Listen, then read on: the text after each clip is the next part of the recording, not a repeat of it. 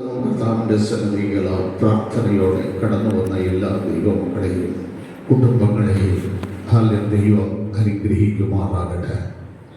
Hallelujah. സ്തോത്രം ചെയ്യുന്നു. കർത്താവിൻ്റെ കൽപ്പനയാണ് ഉപവസിക്കുവാൻ, പ്രാർത്ഥിക്കുവാൻ. ആ കൽപ്പനയ്ക്ക് പങ്കെടുക്കുന്ന എല്ലാവരെയും ഒരു മാസം കഴിയുമ്പോൾ ഹല്ലേലൂയ സ്തോത്രം എന്തൊക്കെ ലഭിക്കുമെന്ന് യെശയ്യാപ്രവചനം 38-12 നമ്മൾ വായിക്കുമ്പോൾ നമുക്ക് കാണുവാൻ കഴിയുന്നു. 20 അനുഗ്രഹങ്ങൾ ദൈവമക്കൾക്കായിട്ട് ദൈവം വെച്ചിട്ടുണ്ട്. ഹല്ലേലൂയ സ്തോത്രം. ആ 20 അനുഗ്രഹങ്ങൾ എൻ്റെ ജീവിതത്തിൽ പ്രാപിക്കണമേ എന്നുള്ള ആത്മാർത്ഥമായ പ്രാർത്ഥനകൾ നമ്മുടെ ജീവിതത്തിൽ നിന്ന് ഉയരുകയാണെങ്കിൽ ഇന്നല്ലെങ്കിൽ നാളെ നമ്മുടെ പ്രാർത്ഥിച്ച പ്രാർത്ഥനയ്ക്ക് ദാവീദ് പറഞ്ഞു, എൻ്റെ കണ്ണുനീര് നിന്റെ തുരുത്തിയിൽ ഇല്ലയോ എന്ന്. ഹല്ലേലൂയ സ്തോത്രം. ആ ദാവീദിന് വേണ്ടി ദൈവം ഒരു ദീപം ഒരുക്കി വെച്ചു. ഒരിക്കലും കെട്ടുപോകാത്ത ഒരു ദീപം ദാവീദിന് വേണ്ടി ദൈവം ഒരുക്കി എന്ന് നമുക്ക് തിരുവചനത്തിൽ നിന്ന് പ്രാർത്ഥന പഠിക്കാൻ കഴിയുന്നുണ്ട്. ഹല്ലേലൂയ സ്തോത്രം. ഇന്ന് പകൽക്കാലം ആ ദീപം നമ്മുടെ ഓരോരുത്തരുടെയും കുടുംബത്തിനകത്ത്, നമ്മുടെ തലമുറയ്ക്കകത്ത് വെളിപ്പെടുവാൻ സ്വർഗം സഹായിക്കുമാറാകട്ടെ. ദാവീദിന് കൊളുത്തിയ ദീപം ഇന്ന് വരെ കെട്ടുപോയിട്ടില്ല. ഹല്ലേലൂയ സ്തോത്രം. എൻ്റെ കർത്താവിൻ്റെ 2ാം വരവരെയും ആ ദീപം തെളിഞ്ഞു തന്നെ നിൽക്കാം ഇന്ന് പകൽക്കാലം. അതുകൊണ്ട് നമ്മുടെ കണ്ണുനീര് ദൈവസന്നിധിയിൽ ഉണ്ട് എങ്കിൽ, നമ്മുടെ യാചനകൾ ദൈവസന്നിധിയിലുണ്ട് എങ്കിൽ നിശ്ചയമായിട്ടാണ് ഹല്ലേലൂയ സ്തോത്രം നമുക്ക് വേണ്ടിയും ദൈവം ഒരു ദീപം കത്തിച്ചു വെക്കുക തന്നെ ചെയ്യും. ഹല്ലേലൂയ. ഇന്ന് പകൽക്കാലം ഇന്നലെ നമ്മൾ വായിച്ച വേദഭാഗം തന്നെ വായിക്കാം. യോഹന്നാന്റെ സുവിശേഷം 13-ാം അധ്യായം 15-ാം വാക്യം.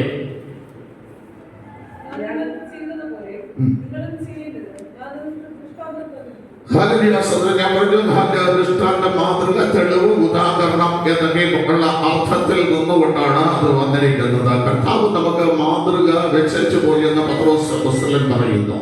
ഹല്ലേലൂയ സ്തോത്രം. പത്രോസിന്റെ ലേഖനം 2-ാം അധ്യായം 21-ാം വാക്യത്തിൽ പറഞ്ഞു, ഹല്ലേലൂയ സ്തോത്രം ചെയ്യുന്നു, അവൻ നമുക്കൊരു മാതൃക, അവനെ പിന്തുടരാൻ ഒരു മാതൃക വെച്ചു പോയിരുന്നു.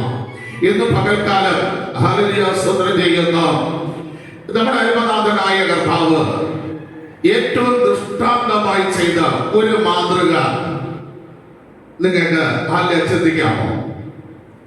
ഹല്ലേലൂയ സ്തോത്രം. ഏറ്റവും ദൃഷ്ടാന്തമായിട്ട് നമ്മുടെ അരുമനാഥനായ കർത്താവ് ചെയ്ത ഒരു മാതൃക അല്ല, അത് ശുശ്രൂഷയല്ല. ഹല്ലേലൂയ സ്തോത്രം ചെയ്യുന്നു. നമ്മുടെ അരുമനാഥനായ കർത്താവിനെ ക്രൂശിക്കാനുള്ള സമയം അടുത്തു കഴിഞ്ഞപ്പോൾ നമ്മുടെ കർത്താവ് ശിഷ്യന്മാർക്ക് തിരുമേശയിൽ കൊടുത്തിട്ട് താൻ അനുഭവിക്കാൻ പോകുന്ന കഷ്ടതയെ ഓർത്തിട്ട് ഗെത്സമന തോട്ടത്തിൽ ചെന്നിട്ട് ഹല്ലേലൂയ സ്തോത്രം ചെയ്യുന്ന മത്തായി സുവിശേഷം 26-ാം അധ്യായം എടുത്ത് അതിൽ 18-19 വാക്യങ്ങൾ ഒന്ന് വായിച്ചു. മത്തായി സുവിശേഷം 26-ാം അധ്യായം 38-19 വാക്യങ്ങൾ. എന്റെ ഉള്ളം മരണവേദന പോലെ അതിദുഃഖിതമായിരിക്കുന്നു. നിങ്ങൾ താമസിച്ച് എന്നോടുകൂടെ ഉണർന്നിരിപ്പീനെന്ന് അവരോട് പറഞ്ഞിട്ട് പിന്നെ അവൻ അല്പം മുമ്പോട്ട് ചെന്ന് കമിഴ്ന്ന് വീഴുന്ന ഏറ്റവും വലിയ ദൃഷ്ടാന്തമായ ഉദാഹരണം എന്റെ കർത്താവ് കാണിച്ചു തരികയാണ്. ഹൃദയ വേദനയോടെ, ഭാരത്തോടെ, മരണവേദനയോടെ ഉള്ളം ദുഃഖിച്ച് കരയുമ്പോൾ ആരും ആ വേദനയിൽ താങ്ങുവാൻ കാണില്ല. ആ വേദന അറിയുവാൻ ആർക്കും കഴിയില്ല. കാരണം ശലോമോൻ പറയുന്ന സ്വന്തം ഹൃദയം സ്വന്തം ദുഃഖം അറിയാം, മറ്റാർക്കും ആ വേദനയിൽ പങ്കെടുക്കാൻ കഴിയില്ല. പങ്കെടുക്കാൻ കഴിയുന്ന ഒരാളെ ഉള്ളൂ, സ്വർഗസ്ഥനായ പിതാവത്രേ. ആ പിതാവിന്റെ മുമ്പിൽ ചെന്ന് കമിഴ്ന്ന് വീഴുന്ന പിതാവെ, കഴിയുമെങ്കിൽ ഈ പാനപാത്രം എങ്കിൽ നിന്ന് നീക്കണമേ എന്ന് പറഞ്ഞ പിതാവിന്റെ മുമ്പിൽ കരഞ്ഞു പ്രാർത്ഥിക്കുന്ന, അല്ലെങ്കിൽ പിതാവിന്റെ മുമ്പിൽ യാചിക്കുന്ന, അല്ലെങ്കിൽ പിതാവിന്റെ മുമ്പിൽ ഉള്ളം നീറി പ്രാർത്ഥിക്കുന്ന ഒരു കർത്താവ് നമുക്കൊരു ദൃഷ്ടാന്തം വെച്ചിട്ട് പോയിരിക്കുക.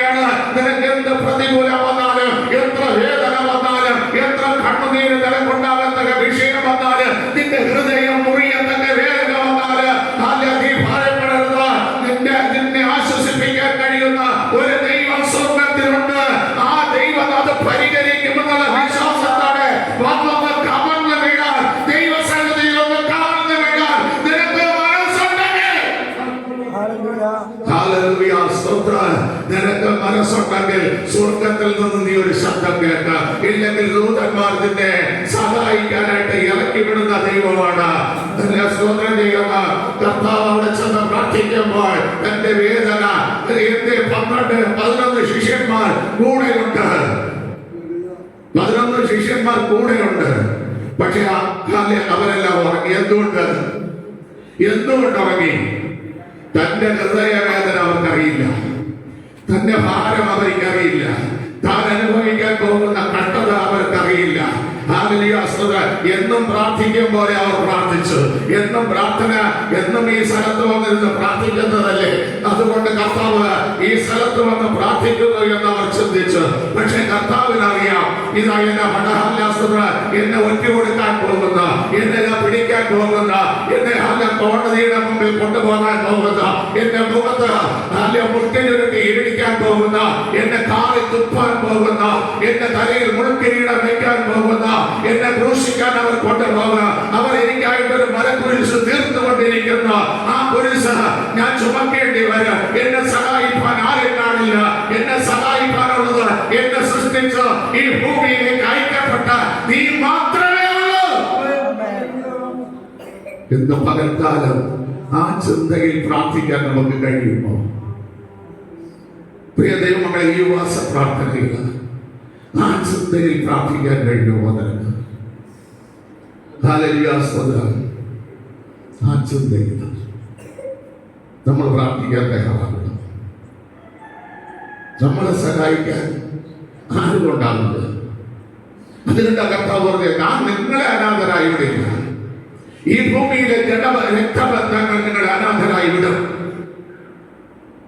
പക്ഷെ ഞാൻ വിടില്ല എന്ന് പറഞ്ഞ അരുമനാഥന്റെ ആ ദൃഷ്ടാന്തം ഹൃദയം തകരുമ്പോൾ, ഹൃദയം വേദനിച്ച് പൊറിയുമ്പോൾ, പലരുടെയും കുത്തുവാക്കുകൾ നിന്റെ ഹൃദയത്തെ കീറി മുറിക്കുമ്പോൾ, ഞാൻ നേരത്തെ പറഞ്ഞു, അല്ല പ്രാർത്ഥിക്കുമ്പോൾ എനിക്ക് ഒരു സെന്റൻസ് ആയിരുന്നു, അല്ല സങ്കീർത്തനം 35 അടിയന്തരങ്ങളിൽ ഒരു കോമാളിയെ പോലെ നിന്നെ കാണും, വന്നെന്തിനിരിക്കുന്നു എന്ന് പറഞ്ഞൊരു കോമാളിയെ പോലെ അവർ നിന്നെ വീക്ഷിക്കുമ്പോൾ, അവർ നിന്നെ പരിഹസിക്കുമ്പോൾ, പുറമെ പുച്ഛിച്ച് കഥം കൊണ്ടത് നിനക്ക് നേരെ വിഷമാക്കി ചിന്തിക്കുമ്പോൾ, പ്രിയ ദൈവമക്കളെ, ദൈവസന്നിധിയിൽ ഒന്ന് വിടാൻ അതിനൊരു ദൃഷ്ടാന്ത ദൈവം കാണിച്ചു പോയി.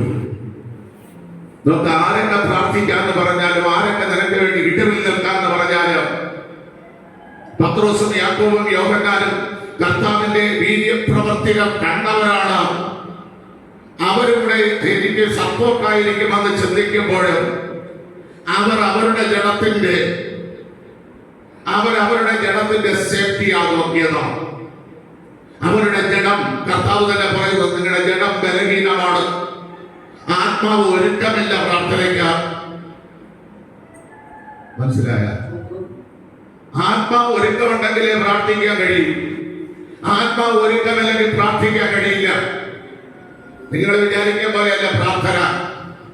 ഒരു ചിന്തയും കയറി വരുന്നില്ല, ഒരു ഹാല്യാസ്ത്രം, മറ്റനാവശ്യമായ ഒരു കാര്യങ്ങളും ഓർമ്മയിൽ വരില്ല.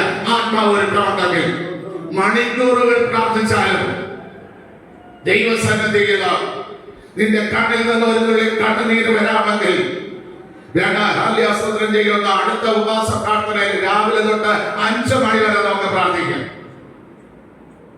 10 മണി തൊട്ട് 5 മണി വരെ ഞാൻ നിങ്ങളുടെ മുമ്പിൽ നിന്ന് പ്രാർത്ഥിക്കും. ഒന്നും അറിയില്ല, ഒരു ചിന്തയും അറിയില്ല. ആത്മാവ് ഒരുക്കമുള്ളതാണെങ്കിൽ, ആത്മാവ് ഒരുക്കമുള്ളതാകണം. ആ ആത്മാവ് കർത്താവ് പറയുന്നു, ആ വേദനയിൽ ഞാൻ പിടിക്കപ്പെടുമെന്ന് നിങ്ങളോട് പറഞ്ഞു. ഇന്നോട്ട് 3 ദിവസത്തിനകത്ത് ഞാൻ യെരൂശലേമിൽ പോകും, അവിടെ വെച്ച് പീലാത്തോസിനെ റോമൻ പടയാളികൾ എന്നെ പിടിക്കും എന്നെല്ലാം പറഞ്ഞിട്ട് കർത്താവ് പറയുന്നു, നിങ്ങൾ എനിക്ക് പെസഹ ഒരുക്കണം, ഈ പെസഹ എന്റെ അവസാനത്തെ പെസഹയാണ്. എന്നിട്ട് ഈ ശിഷ്യന്മാരെ കൊണ്ട് ഒരു കുടം വെള്ളം പോലും എടുപ്പിച്ചില്ല. എടുത്തോ, കാല് കഴിയേണ്ട വെള്ളം പോലും കർത്താവ് എന്ത് ചെയ്തു? വഴിയെ വയ്യവനെ കൊണ്ട് കൊണ്ടുവരിച്ചു. നിങ്ങൾ പോകുമ്പോൾ ഒരു കുടം വെള്ളം കൊണ്ട് ഒരുത്തനെ എതിരേക്കും, ആ വെള്ളം കൊണ്ടത് നല്ല വിരുന്ന് പെസഹ ഒരുക്കണം കൊണ്ടുവയ്ക്കുക. അതെന്തിന്? പാദ ശുശ്രൂഷയ്ക്ക്. ആ നിലവാരത്തിൽ കർത്താവ് യുവന്മാരെ കൊണ്ട് ഒരു കാര്യവും ചെയ്യിക്കാതെ ആ പെസഹ ഒരുക്കി. ഹല്ലേലൂയ, സ്തോത്രം. എന്നിട്ട് കർത്താവ് പറഞ്ഞു, ഇന്ന് അല്ലെങ്കിൽ എന്നോട് കൂടെ ഇരുന്ന് അപ്പം കഴിക്കുന്ന ഒരുവൻ എന്നെ കാണിച്ചു കൊടുക്കാം. ആ കാണിച്ചു കൊടുക്കുമ്പോൾ കർത്താവിന് സന്തോഷമാണ്. കാര്യം ആ പെസഹ കഴിഞ്ഞ കർത്താവ് സ്തോത്രം പാടി ഒരു മലയ്ക്ക് പോയെന്നാണ് എഴുതിയിരിക്കുന്നത്. ആ കർത്താവിന് കൂടെ ഒന്ന് ആയിരിക്കുവാൻ അവരുടെ ജഡത്തിന്റെ വിഷയത്തിൽ അവർ ഭാരപ്പെട്ട് ഉറങ്ങുന്ന വ്യക്തികളെ നമ്മൾ ആശ്രയിക്കരുത്. അവർ നിങ്ങൾക്ക് വേണ്ടി പ്രാർത്ഥിക്കില്ല. അവരുടെ ചിന്ത ജഡമാണ്. അതുകൊണ്ടൊരു മാതൃക നമുക്ക് കാണിച്ചു പോയി. കമഴ്ന്ന് വീഴുന്ന എന്നുള്ള പ്രാർത്ഥിക്കുക. നമ്മുടെ കർത്താവ് ജനിക്കുന്നതിന് മുമ്പേ യെശയ്യാ പ്രവാചകൻ വിളിച്ചു പറഞ്ഞു, നമുക്കൊരു ശിശു ജനിച്ചിരിക്കുന്നു, നമുക്കൊരു ശിശു നൽകപ്പെട്ടിരിക്കുന്നു, അവൻ അത്ഭുതമന്ത്രി, വീരനാം ദൈവം, നിത്യപിതാവ്, സമാധാന പ്രഭു. അല്ലെ? ജനിച്ചതെവിടെ? കാലിത്തൊഴുത്തിൽ. നൽകപ്പെട്ടതെവിടെ? കാൽവരിയിൽ. ജനിച്ചു കാലിത്തൊഴുത്തിൽ, നൽകി കാൽവരിയിൽ. നമുക്കെല്ലാവർക്കും വേണ്ടി നൽകി, നമ്മുടെ ജീവരക്ഷയ്ക്ക് വേണ്ടി നൽകി, നമ്മുടെ സമ്പത്തിന് വേണ്ടി നൽകി, നമുക്കൊരു വഴി തുറക്കാൻ വേണ്ടി നൽകി, നമ്മുടെ തലമുറയുടെ ജീവന് വേണ്ടി നൽകി, നമുക്ക് സമാധാനത്തിന് വേണ്ടി നൽകി. ഹല്ലേലൂയ, സ്തോത്രം. ആ കാൽവരിയിൽ ഇരിക്കുന്ന കർത്താവ് ആദ്യം പറഞ്ഞതാണ്, യെശയ്യാ പറഞ്ഞ ആദ്യം പറഞ്ഞത്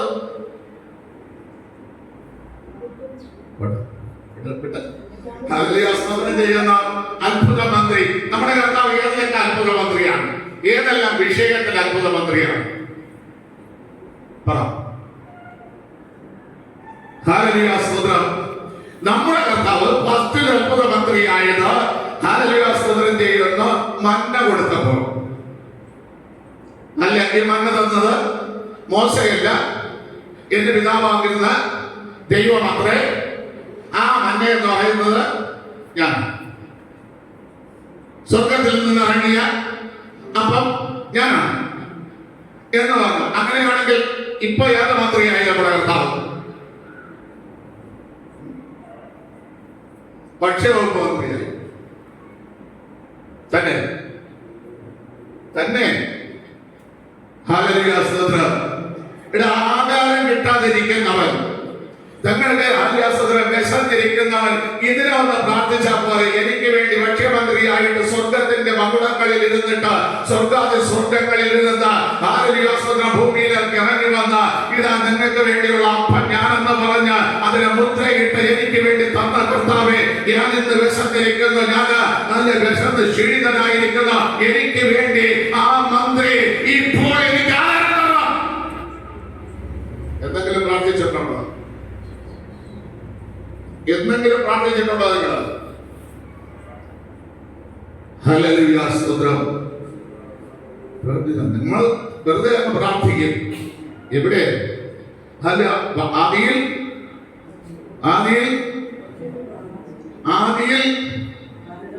വചനം ഉണ്ടായിരുന്നു. വചനം ദൈവമായിരുന്നു. വചനം ദൈവത്തോടായിരുന്നു. ഈ വചനമില്ലാതെ എന്തോന്ന് പ്രാർത്ഥന?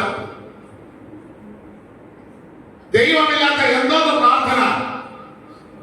ഇവിടെ നിനക്ക് ആവശ്യമുള്ള കാര്യം വചനത്തിൽ ചോദ്യം എവിടെ ചെയ്തിട്ടുണ്ടെന്ന്, എവിടെ ആ വചനം വെച്ചിട്ടുണ്ടെന്ന്. ഞാൻ ചോദിക്കട്ടെ,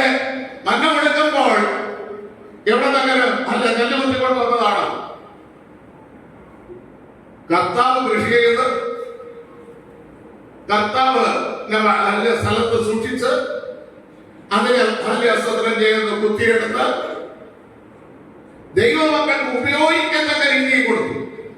ഇല്ലേ? എന്തെങ്കിലും അധ്വാനം അവർക്കുണ്ടോ? അങ്ങനെ ഭക്ഷ്യവകുപ്പ് മന്ത്രിയായ കർത്താവ് നമുക്കുള്ളപ്പോൾ ആ മന്ത്രിയോട് ചോദിക്കാൻ നമ്മൾ തയ്യാറല്ല. നമ്മൾ പിറുവിറുക്കും, നമ്മൾ പരാതി പറയും. ഇല്ലേ? സ്തോത്രം ചെയ്യുന്നു. അടുത്ത കർത്താവ് ഏത് മന്ത്രിയായി? മന്ത്രിയായിരിക്കും പണ്ട് വീരുതാ ദൈവം പോയാൽ നമ്മളെ അത് ഇന്നും നാളെ ഒന്നും തീരില്ല. നമുക്ക് മന്ത്രി മാത്രം പ്രസംഗിച്ച് നിർത്താം. കാരണം വീരനാം ദൈവം അങ്ങ് പോയി കഴിഞ്ഞാൽ അല്ല 7 ദിവസം നിങ്ങൾ ഇരുന്ന് തരാമെങ്കിൽ സ്തോത്രം ചെയ്യുന്നു. അത്ഭുത മന്ത്രി വീരനാം ദൈവം, നിത്യപിതാവ്, സമാധാന പ്രഭു നൽകിയത് എവിടെ എന്നുള്ളതിനെ കുറിച്ച് നമുക്ക് പഠിക്കാം. ഇതിപ്പോ ഒരു എക്സ്പ്രസ് ആയിട്ട് നമുക്ക് എന്ത് ചെയ്യാം? പെട്ടെന്ന് സ്തോത്രം പ്രാപിച്ചു പോകാം. രണ്ടാമത് കർത്താവ് മന്ത്രിയായത് പൊതുമരാമത്ത് വകുപ്പ് മന്ത്രി. സംശയമുണ്ടാ? റോഡ് വെട്ടണ മന്ത്രി, വഴി തുറക്കണ മന്ത്രി എവിടെ? ചെങ്കടലിന്റെ മുമ്പിൽ.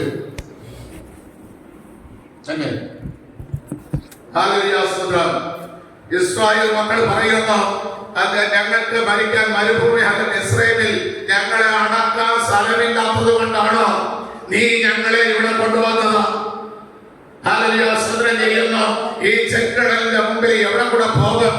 എവിടെയാണ് സ്തോത്രം ചെയ്യുന്നത്? ഞങ്ങൾക്കൊരു വഴി തുറക്കുന്നത് ആദ്യമേ കർത്താവ് പറഞ്ഞു. സ്തോത്രം, ഞാൻ ചെങ്കടൽ വഴിയാണ് നിങ്ങളെ കൊണ്ടുപോകാൻ പോകുന്നത്.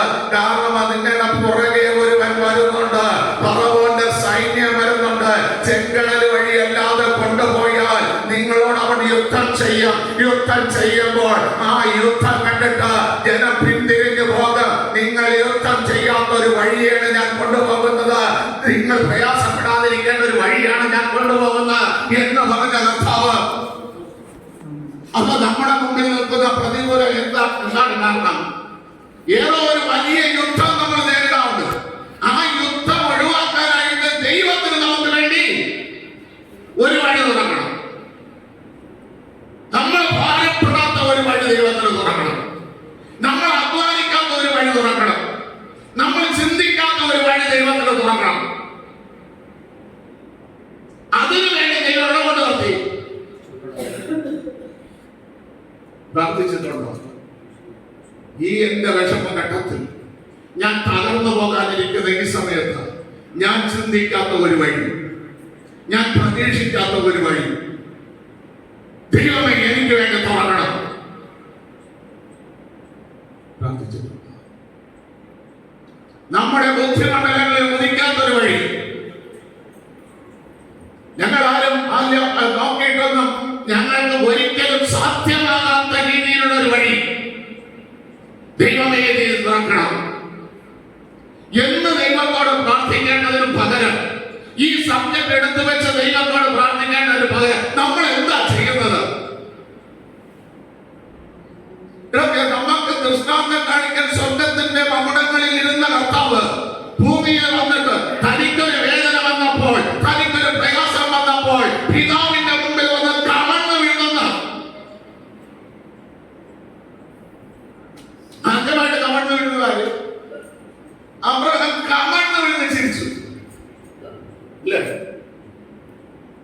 കമഴ്ന്നു വീഴുന്നത് എന്തിനാ അബ്രഹാം കമഴ്ന്നു വീഴുന്ന ചിരിച്ചത്? ഞാൻ ഈ അഭിപ്രായം ഞാൻ ഒട്ടും അംഗീകരിക്കുന്നില്ല. കാരണം അതിനുള്ള ഒരു സാധ്യതയും എനിക്കില്ല. നമ്മുടെ ജീവിതത്തിൽ പ്രിയ ദൈവമക്കളെ, സാധ്യതകൾ അവസാനിക്കുമ്പോഴാണ് ദൈവത്തിന്റെ പ്രവൃത്തി തുടങ്ങുന്നത്. മാനുഷ്യമായ സാധ്യതകൾ എപ്പോൾ അവസാനിക്കുമോ അപ്പോൾ ദൈവപ്രവൃത്തി നമ്മളിലേക്ക് വെളിപ്പെടും. അതിന് നമ്മൾ ചെയ്യേണ്ടത് കമഴ്ന്നു വീണ ദൈവസന്നിധി.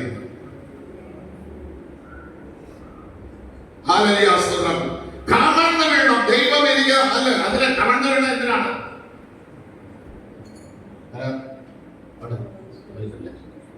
ഹല്ലേലൂയ സ്തോത്രം. സ്വർഗം എന്റെ സിംഹാസനം, ഭൂമി വേറെ ഒന്നിനുമല്ല. നമ്മൾ കർത്താവിന്റെ കാലിലാണ് വീണത്, അല്ലാതെ ഭൂമിയിലല്ല വീണത്. നമ്മുടെ കർത്താവ് സ്വർഗത്തിൽ ഭൂമിയിലും അടങ്ങുന്നവനല്ല, എല്ലായിടത്തും നിറഞ്ഞു നിൽക്കുന്നു. നമ്മൾ എവിടെ വീണാലും അത് കർത്താവിന്റെ പാദപീഠമാണെന്ന് നമ്മൾ വിശ്വസിച്ചാൽ അത് കർത്താവിന്റെ പാദപീഠമാകും. നമ്മളത് വിശ്വസിച്ചുകൊണ്ട് വീഴണം. മനസ്സിലായില്ലേ? ഹല്ലേലൂയ സ്തോത്രം. മോശ വിടുന്നു, കവിഴ്ന്നു. എന്തിനു വിടുന്നു? മോശ എന്തിനു കവിഴ്ന്നു വിടുന്നു? സംഖ്യാപുസ്തകം 20-ാം അധ്യായം 16-ാം അധ്യായം 4-ാം വാക്യം ആദ്യം വായിച്ചു.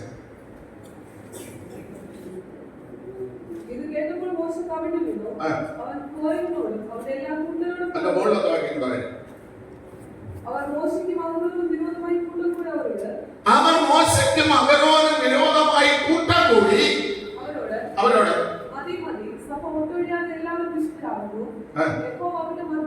നോക്കണമേ, ചെയ്യുന്നു. ഇവിടെ 280-ഓളം ആൾക്കാർ കൂടിയിട്ട് പറയണം. മോശ പറയുന്നു, പാളയത്തെ വിശുദ്ധീകരിക്കണം, നിങ്ങളെല്ലാം വരണം, പള്ളിയിൽ വരണം, അന്യാസ്വത്രം പാളയത്തിനകത്ത് വരണം, നിങ്ങളെ ഞാൻ വിശുദ്ധീകരിക്കണം എന്ന്. അപ്പൊ 250 പേര് കൂടിയിട്ട് പറയുകയാണ്, ഞങ്ങളെല്ലാവരും വിശുദ്ധരാണ്. ഇപ്പൊ നീ എന്ത് ചെയ്യണ്ട? വിശുദ്ധീകരിക്കണ്ട. നീ നിന്നെ തന്നെ ഉയർത്താൻ വേണ്ടിയിട്ടാണ് എന്ത് ചെയ്യണത്? ഞങ്ങൾ വിശുദ്ധിയില്ല എന്ന് പറഞ്ഞുകൊണ്ട് ഞങ്ങൾക്ക് നേരെ കുറ്റമാരോപിക്കുന്നത് അല്ലെ. ചിലരുടെയൊക്കെ ധാരണ അങ്ങനെയാണ്. ഉപവസിക്കാം, പ്രാർത്ഥിക്കാം എന്ന് പറഞ്ഞ് വിളിക്കുമ്പോ അല്ലെ ചിലരൊക്കെ ആയിരിക്കണം ഉപവസിച്ചത്, എനിക്കൊരു കുഴപ്പമില്ല, ഞാൻ ഒരു തെറ്റും ചെയ്യുന്നില്ല. പക്ഷെ ആദ്യം ദൈവം ശോധന ചെയ്യുന്നതാണ്.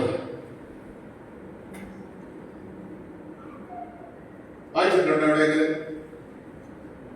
സഭന്യാവിന്റെ ലേഖനം 1-ാം അധ്യായം അവിടെ എഴുതിയിട്ടുണ്ട്, തട്ടിൽമേൽ ചാഞ്ഞു കിടന്നുകൊണ്ട് ഞാൻ യഹോവയ്ക്ക് ഗുണമായിട്ടോ ദോഷമായിട്ടോ ചിന്തിക്കുന്നില്ല എന്ന് പറയുന്നതിനാണ് ആദ്യം ന്യായം ഇരിക്കുന്നത്. അവിടെ എവിടെ കിടപ്പുണ്ട്? 9-ാ 10-ാ. ഹല്ലേലൂയ സ്തോത്രം. ഹല്ലേലൂയ.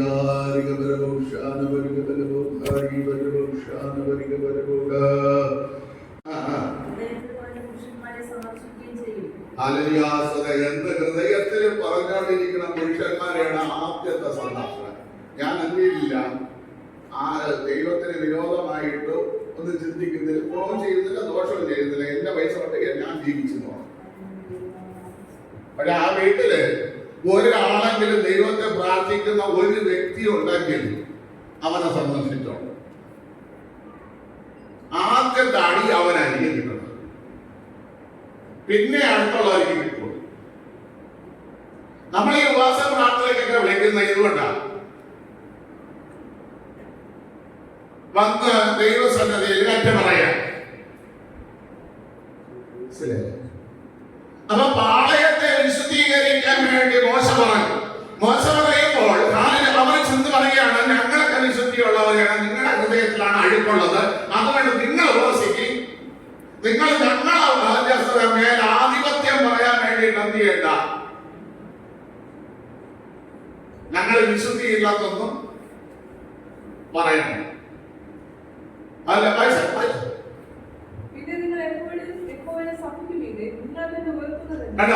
മോശയോട് പറയുകയാണ്, ദൈവത്തിന്റെ സഭയ്ക്ക് മീതെ അഹരോനെ മോശയെ ഉയർത്തുകയാണെന്ന് അവർ എന്ത് ചെയ്തു പറഞ്ഞു. ഇത് കേട്ടവരാണ് മോശ കമഴ്ന്ന് വീഴ്ത്തത്. ദൈവമക്കളെ, ദൈവസന്നിധിയിൽ ആരും കമഴ്ന്ന് വീഴുമോ അവൻ വിജയിച്ചിരിക്കും. കാരണം അവൻ വിജയിക്കാൻ അവന് കഴിയാത്തതുകൊണ്ടാണ് ദൈവസന്നിധിയിൽ കമഴ്ന്നു വീഴുന്നത്. ഈ പ്രശ്നം പരിഹരിക്കാൻ എനിക്ക് കഴിയില്ല, ഈ പ്രശ്നത്തിന് ചെയ്യുന്നു ശരിയായ ഒരു രീതിയിൽ കൊണ്ടുപോകാൻ എനിക്ക് കഴിയില്ല എന്ന് മോശയ്ക്ക് മനസ്സിലായി. കാരണം ഞാൻ പറഞ്ഞാൽ ഇവർ അന്യം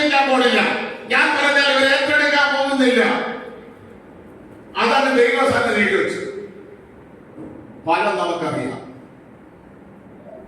എന്ത് സംഭവിച്ചു എന്ന്, അല്ലെ? ഹല്ലേലൂയ, സ്തോത്രം.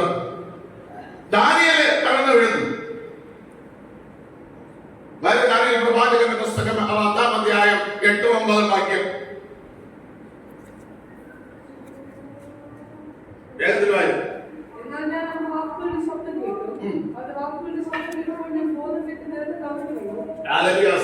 ഞാൻ പലപ്പോഴും പറയാറുണ്ട്, ആത്മാവ് വന്നാൽ മലന്ന് വീഴില്ല, കമന്തേ വീഴുവോളാം.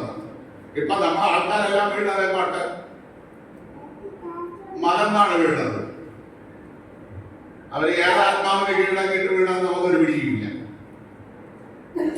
ഇവിടെ ദൈവശബ്ദം കേട്ട ദാനിയേൽ അല്ലെ അന്ത്യകാലത്ത് നടക്കാൻ പോകുന്ന കാര്യങ്ങൾ വെളിപ്പെടുത്തി കൊടുക്കുവാൻ വന്ന ദാനിയേലിന്റെ മുമ്പിൽ വന്നപ്പോൾ ദാനിയേൽ എന്ത് ചെയ്തു? ആ ശബ്ദം കേട്ടിട്ട് കമഴ്ന്നു വീഴുന്നു. ദൈവസന്നിധിയിൽ കമഴ്ന്നു വീഴുന്നു. എടാ, കമഴ്ന്നു വീഴുന്നവരെ സഹായിക്കാൻ വേദക്കില്ല, അഭേദ്രമായില്ല, ചന്ദ്രക്കില്ല. ആരാണുള്ളത്? ആരുടെ? ഇവർ 4 പേർ ഏത് വിഷയത്തിനും ഒരുമിച്ച് പ്രാർത്ഥിക്കുന്നവരല്ലേ? ഒരുമിച്ച് പ്രാർത്ഥിക്കുന്നതിലെ സ്വർഗീയമായിരിക്കുന്ന അവിടെ നിന്ന് നെബൂഖദ്നേസറിന് കൊടുത്ത സ്വപ്നത്തെ വ്യാഖ്യാനിച്ചത്. ഇപ്പൊ സഹായത്തിന് ആരെങ്കിലും ഉണ്ടോ? കൂടെ പ്രാർത്ഥിക്കാൻ ആരെങ്കിലും ഉണ്ടോ? ഇല്ല. പക്ഷെ അവൻ കമഴ്ന്ന് വീഴുന്നവന്റെ അടുക്കൽ ആര് വന്നു? ദൈവത്തിന്റെ ഒരു കൈ അവനെ തൊട്ടു.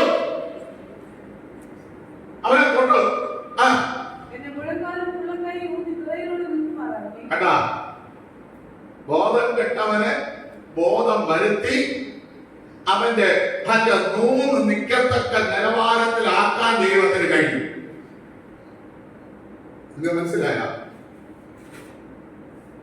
ഇത് കർത്താവ് നമുക്ക് കാണിച്ചു പോയി. ദൈവസന്നിധി ചെന്ന് എന്ത് ചെയ്യണമെന്ന്? കമഴ്ന്നു വീഴുന്നു പ്രാർത്ഥിക്കണമെന്ന്. ഹല്ലേലൂയ. ഞാൻ കേട്ടെ, ഈ കമഴ്ന്നു വീഴുന്നു പ്രാർത്ഥിക്കുന്ന നല്ല ശീലമാണ്. നിങ്ങൾ തുടരുന്ന ശീലം തുടർന്നുകൊള്ളുക. ഹല്ലേലൂയ. ഡോളോട്ടായിരിക്കണം, അങ്ങനെ പറഞ്ഞു തന്നില്ലല്ലോ എന്നാണ് ചിന്തിക്കുകയാണ്. ഹല്ലേലൂയ. സ്തോത്രം ചെയ്യുന്നു. ഇത് പകൽക്കാലം പ്രിയ ദൈവങ്ങളെ, ആരും നമ്മളെ സഹായിക്കാനില്ല. ഇവിടെ ബോധം കെട്ട് വീഴുന്നു പോയ ദാനിയേലിനെ ഒരു കൈ വന്ന് തൊട്ടിട്ട്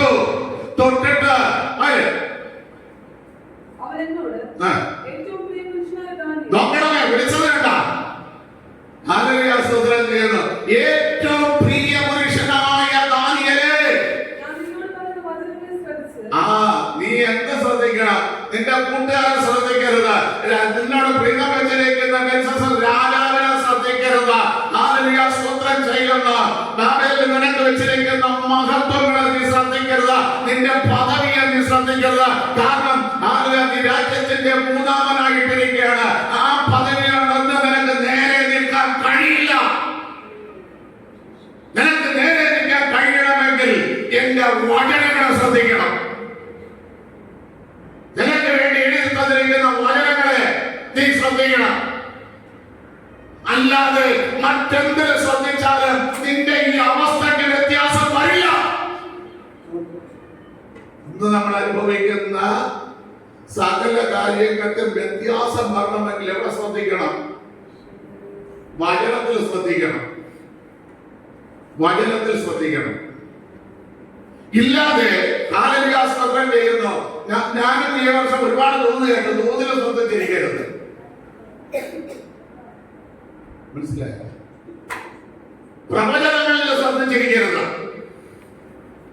ഏറ്റവും നല്ല പ്രവചനം പറയുന്നത് വിശുദ്ധ വേദപുസ്തകമാണ്. അതിലോട്ടൊന്ന് ശ്രദ്ധിക്കണം. നിന്റെ പ്രശ്നത്തിന് പരിഹാരം തരാൻ വേണ്ടിയിട്ട് ഇതിനകത്ത് എഴുതിയിരിക്കുന്ന വചനങ്ങളിലൊന്ന് ശ്രദ്ധിക്കണം.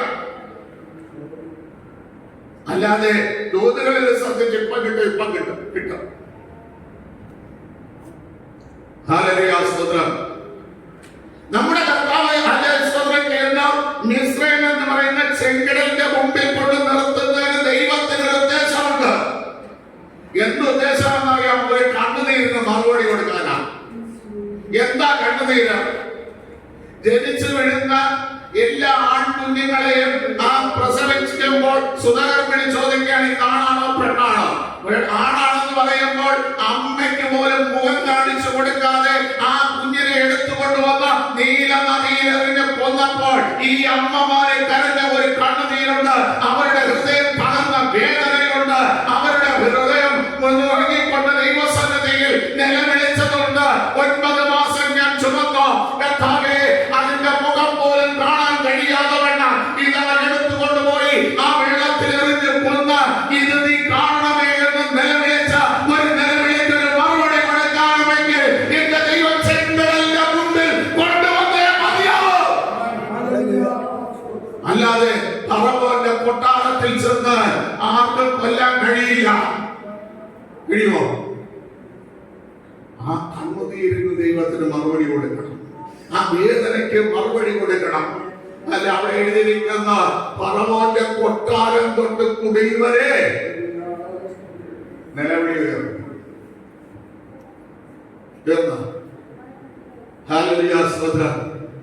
ഇത് കൊടുക്കണമെങ്കിൽ ഇവരെ ചെങ്കടലിന്റെ മുമ്പിൽ കൊണ്ടുവരണം.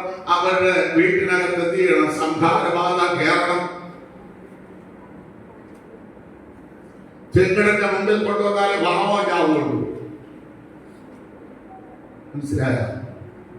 അപ്പൊ നമ്മുടെ മുമ്പിൽ വന്നു നിൽക്കുന്ന പ്രതികൂലം എന്താണെന്ന് മനസ്സിലാക്കിയിട്ട്, എന്തിനാണെന്ന് മനസ്സിലാക്കിയിട്ട് ദൈവത്തോട് നമ്മൾ പറയണം, ദൈവമേ, അവിടെ അങ്ങ് വഴി തുറന്നെങ്കിൽ ആ ജനത്തിന് പോകാൻ ഒരു ചെറിയ വഴിയല്ല തുറന്നത്, അവർക്ക് വേണ്ടി ഒരു പേര് വഴി തുറന്നെങ്കിൽ 6 ലക്ഷം പുരുഷന്മാർക്ക് ഒരുമിച്ച് നടന്നു പോകത്തക്ക രീതിയിൽ ഒരു വഴി തുറന്നെങ്കിൽ എനിക്കും എന്റെ കുടുംബത്തിന് അപ്പുറം ഈ വിഷയത്തിന് അപ്പുറം കടന്നു പോകാൻ, ഈ വിഷയത്തിൽ നിന്ന് ഒരു വിജയം നേടാൻ, ഈ വിഷയത്തിൽ നിന്ന് ഒരു പരിഹാരം കിട്ടാൻ തക്കവണ്ണമുള്ള ഒരു വഴി തുറക്കണമേ.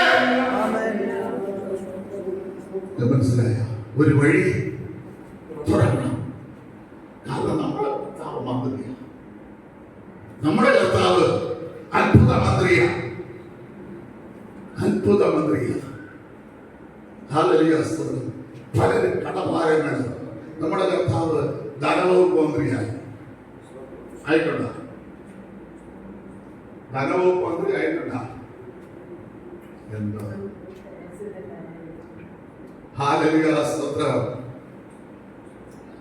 ഞാൻ ഇപ്പം പറയണതെല്ലാം നിഴലിലുള്ളതാണ്, പൊരുളിലേക്ക് ഞാൻ വരും. പ്രവാചക ശിഷ്യന്റെ ഭാര്യ നിലവിളിച്ചു ദൈവത്തോട്, എലിസയോട്. പ്രവാചകനെ, എന്റെ ഭർത്താവ് നിന്റെ ശിഷ്യനായിരുന്നു, നിന്റെ ശിഷ്യത്വം കൊണ്ട് അവൻ സുവിശേഷം പറഞ്ഞ് നടത്തുന്നല്ലാതെ മക്കൾക്ക് വേണ്ടി ഒന്നും കരുതിയിട്ടില്ല. മക്കൾക്ക് വേണ്ടി കരുതിയത് കടമാണ് കരുതി വെച്ചിട്ട് പോയതാ. പക്ഷെ അപ്പനില്ലാത്തത് കൊണ്ട് ആർക്ക് വേണ്ടി കടം വാങ്ങിച്ചു അവരെ അടിമയായി പിടിച്ചു കൊണ്ടുപോകാൻ വന്നിരിക്കുന്നു. സ്തോത്രം ചെയ്യുന്നു എന്ന നിലവിളിയോടെ വന്നപ്പോൾ കർത്താവ് എലിശ പറഞ്ഞു, നിന്റെ വീട്ടിൽ എന്തുണ്ട്? എന്റെ വീട്ടിൽ ഒരു ചെറിയ ഭരണി എണ്ണ മാത്രമുണ്ട്, അതുകൊണ്ടൊന്നും ഒരു കടവും നീക്കാൻ കഴിയില്ല, അതുകൊണ്ട് ഒരു പ്രശ്നത്തിന് പരിഹാരം വരുത്താൻ കഴിയില്ല എന്ന് പറയുന്ന ആ പ്രവാചക ശിഷ്യന്റെ ഭാര്യ പറയുമ്പോൾ എലിശ പറയുകയാണ്, നീ പാത്രങ്ങൾ വാങ്ങ, എല്ലാ പാത്രത്തിലും പകർന്നു പെയ്യുക, അയൽവക്കത്തുള്ള പാത്രങ്ങൾ വാങ്ങ, അതിനകത്ത് ഈ എണ്ണയെ പകര, അത് നിനക്ക് ആവശ്യം പറഞ്ഞ സകല പാത്രം നിറഞ്ഞാലേ ഈ എണ്ണയുടെ പകർപ്പ് തീരുകയുള്ളൂ. അവൾ ദേശത്തുള്ള സകലരിൽ നിന്ന് പാത്രം വാങ്ങി വീട്ടിൽ കൊണ്ടുവന്ന് വെച്ച് അതിനെ പകരുമ്പോൾ നിറഞ്ഞ പാത്രങ്ങളെ അവൾ മാറ്റിവെച്ചു.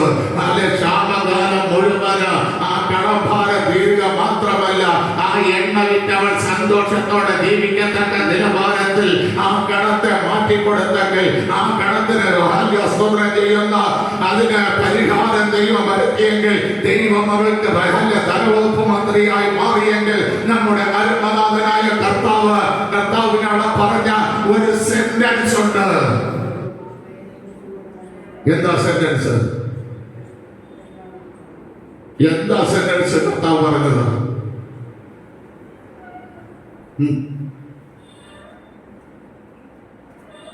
കർത്താവിന്റെ സെന്റൻസ് എന്താണ്? പാത്രങ്ങളിൽ എണ്ണ നിറയോ തീരുവോളൂ നീ നിന്റെ മക്കൾ അടയിൽ കഥവടച്ച്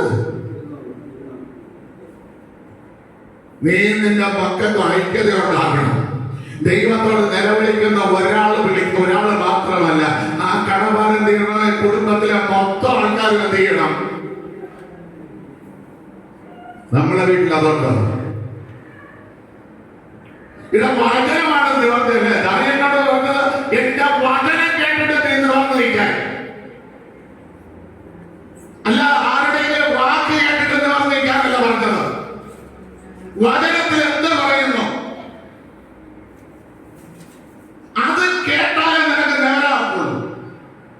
അല്ലാതെ ഹാലലുയാസ്തോത്രം ചെയ്യുന്ന എനിക്ക് ക്ഷീണമാണ്, ഞാൻ കിടക്കട്ടെ, നിങ്ങൾ ഇരുന്ന് പ്രാർത്ഥിച്ചോളേ അല്ലേ? എനിക്ക് ക്ഷീണം, നിങ്ങൾ ഇരുന്ന് അങ്ങനെയാണ് പറഞ്ഞ. എന്റെ രണ്ട് മക്കൾക്ക് പഠിക്കാൻ പോണം, ഞാൻ ഇരുന്ന് പ്രാർത്ഥിച്ചാൽ മതിയാ എന്നവിടെ പറഞ്ഞ. അല്ലെങ്കിൽ എന്റെ മക്കൾ 10-14 വയസ്സായി, ഒരുത്തരം നല്ല ജോലി ചെയ്തിട്ട് വന്നാലാണ് വീട്ടില് അതിന്റെ തീ പോയണത്. അതുകൊണ്ട് അവൻ പോട്ടെ, ഞങ്ങൾ രണ്ടുപേര് ഞാൻ ഇളയമോനെ ഇരുന്ന് പ്രാർത്ഥിച്ചോളാം എന്നവിടെ പറഞ്ഞ. അങ്ങനെയാണ് ദൈവം പറഞ്ഞത്. നിന്റെ കുടുംബത്തിൽ ആരെല്ലാം ഉണ്ട്? നീ രണ്ട് മക്കൾ, ഭർത്താവ് മരിച്ചു, എന്നാൽ ആ രണ്ട് മക്കൾ എവിടെ കയറണം? അടയ്ക്കകത്ത് കയറണം. ഉപവാസപ്രാർത്ഥനയിൽ നമ്മൾ ഇരിക്കുമ്പോൾ ആര് നിന്റെ വീട്ടിലുണ്ട്? അവരെല്ലാം കയറണം. അപ്പോൾ വിടുതൽ. ആര് കയറാതിരിക്കുന്ന അവനാണ് ആ വീട്ടിന്റെ ശാപം. മനസ്സിലായോ? ഹല്ലേലൂയ, സ്തോത്രം. ആ വ്യക്തിയാണ്, ആ വ്യക്തിയുടെ പുറത്ത് ദൈവം തീക്കനൽ പോലെ വെട്ടി. അതുകൊണ്ട് പ്രിയ ദൈവമക്കളെ, നമ്മൾ വചനം കേട്ടിട്ട് വചനത്തിൽ എന്ത് പറയുന്നു എന്ന് നോക്കി. ഹല്ലേലൂയ, സ്തോത്രം. നിങ്ങൾക്കറിയാമോ, ഹല്ലേലൂയ, സ്തോത്രം ചെയ്യുന്ന പഴയ നിയമത്തിലെ അബ്രഹാമിന്റെ അനുഗ്രഹം നമ്മൾ പുതിയ നിയമത്തിൽ പ്രാപിക്കാൻ എന്ത് വേണം? എന്താണ് ആവശ്യം? ആത്മാവെന്ന വാഗ്ദത്ത വിഷയം ഇല്ലേ? രണ്ട് കാര്യങ്ങൾ ഞാൻ ഇതിനകത്ത് ചൂണ്ടിത്തരാം. ഗലാത്യ ലേഖനം 3:14 എഴുതിയിരിക്കുന്നത്, അബ്രഹാമിന്റെ അനുഗ്രഹം ജാതികൾക്ക് വരേണ്ടതിന് സ്തോത്രം ചെയ്യുന്നു. ആത്മാവെന്ന വിഷയം ഒന്ന് വായിച്ചു.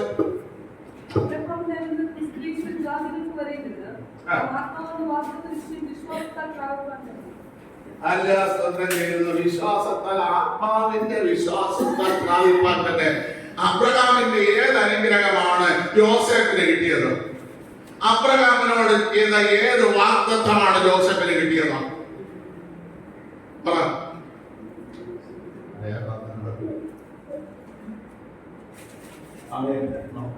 ചോദ്യം ചോദിക്കാനുള്ള സമയം ഇല്ല.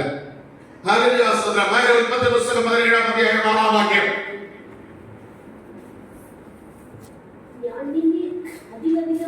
ഞാൻ നിന്നെ അധികമായി വർദ്ധിക്കും, അനേക ജാതിയാക്കൾ,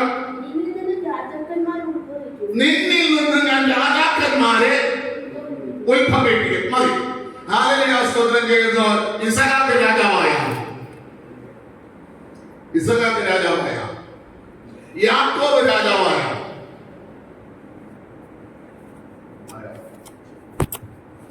ഇതിലായതാണ് ജോസഫിന്. ഫറവോൻ പറയുന്നു, കിരീടം കൊണ്ട് മാത്രം ഞാൻ രാജാവ്, സിംഹാസനം കൊണ്ട് ഞാൻ രാജാവ്, പക്ഷേ പ്രവൃത്തി കൊണ്ട് നീയാണ് രാജാവ്. നിന്റെ വാക്കിനപ്പുറം ഒരുത്തൻ കയ്യോ കാലോ അനക്കുകയില്ല. ഈ മോൻ എവിടെയാണ് കിടക്കുന്നത്? ഈ മോൻ എവിടെ കിടന്നു? ആദ്യം മുട്ടക്കടന്നില് സ്തോത്രം ചെയ്യുന്നു, കാരാഗ്രഹത്തിലാണ്. ഈ മോന് കാരാഗ്രഹത്തിൽ നിന്ന് വിടുതൽ കിട്ടാൻ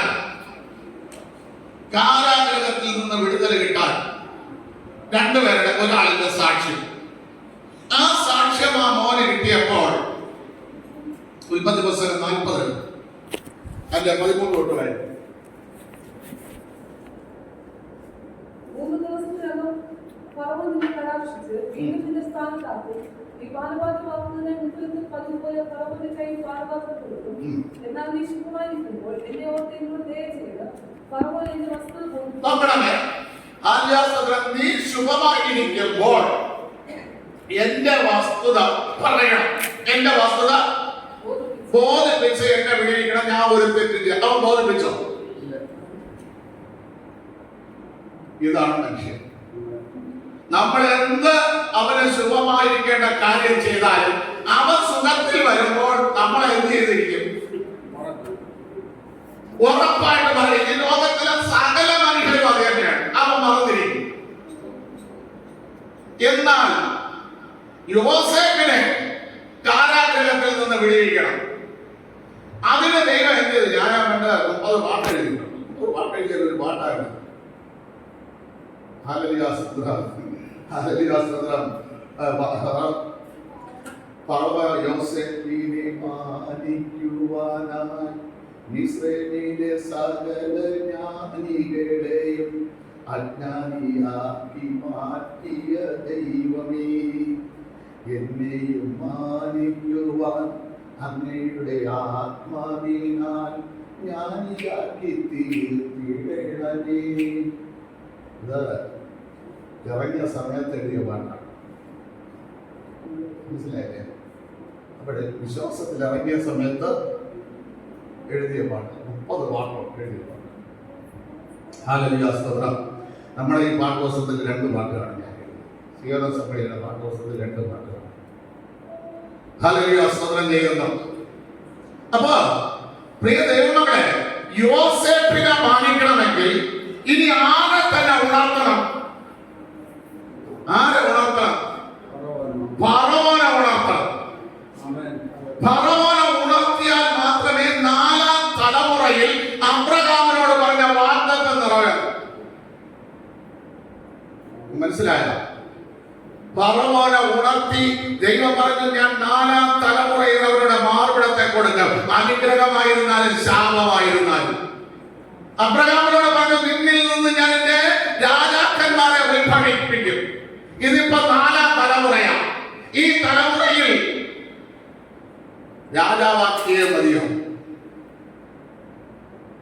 ഫറവോന് ദർശനം കൊടുത്തു.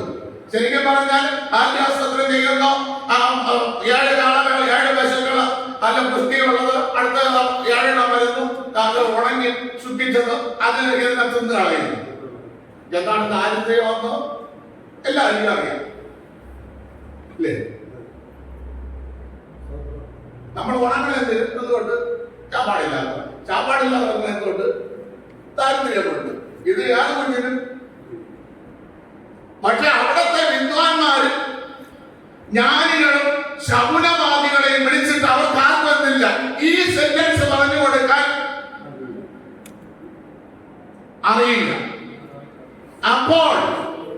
അപ്പോഴാണ് ബാലപാത്രകൻ പറയുന്നത്, ഞങ്ങൾ കണ്ട സ്വപ്നം ഇങ്ങനെ ഒരുത്താൻ വ്യാഖ്യാനിച്ചു ഓർമ്മപ്പെടുത്തിയത്. തൊടേണ്ടവനെ തൊട്ടു. പ്രിയ ദൈവമക്കളെ, മക്കൾ നമുക്കെല്ലാം ദൈവത്തിനുണ്ട്. എനിക്കൊരു മോളുണ്ട്, ഇതാ ഒരു കുഞ്ഞുണ്ട്, ഡോണൊരു കുഞ്ഞ് ജനിച്ചു, ആശിഷിന് 2 മക്കളുണ്ട്, ഇവിടെ അമീയമുണ്ട്, ഗീത സൃഷ്ടിക്കാരന്റെ ഒരു കുഞ്ഞ് വളർന്നു വരുന്ന കുഞ്ഞ് ചെയ്യുന്ന സുനിൽ 2 മക്കളുണ്ട്. എന്നെങ്കിലും ഉദ്യോഗം ആയിട്ട് വരുന്ന എന്നെങ്കിലും കർത്താവ് എന്റെ മോനെ മാനിക്കാൻ തൊടേണ്ടവനെ തൊടണം. ഫറവോനല്ലാതെ വേറെ ആരെങ്കിലും തൊട്ടാൽ യോസേഫിനെ മാനിക്കോ? അപ്പൊ തൊടേണ്ടവനെ തൊടണം. ടച്ച് ചെയ്യാൻ ആരെ ടച്ച് ചെയ്താൽ എന്റെ മകൻ അനുകൂലമാകും, എന്റെ മകൻ അനുകൂലമാകും, അവനെ തൊടണം. അതിനെന്ത് ചെയ്തു ദൈവം? പ്രവർത്തിച്ചപ്പോൾ 41:13 അർത്ഥം പറഞ്ഞതുപോലെ തന്നെ സംഭവിച്ചു. എന്റെ വീട്ടിൽ സ്ഥാനത്താക്കുകയും മറ്റൊരു കുട്ടികളെയും ചെയ്തുവല്ലോ. ഉടനെ ഫറവോൻ ആളയച്ച് യോസേഫിനെ വിളിപ്പിച്ചപ്പോ യോസേഫിന് സംഭവിച്ചത് വേഗത്തിൽ എന്റെ മകൻ, എന്റെ മകൾക്ക്, എന്റെ കുഞ്ഞുങ്ങൾക്ക് കർത്താവേ ഈ കാരാഗ്രഹം വേഗത്തിൽ അവസാനിപ്പിക്കണം.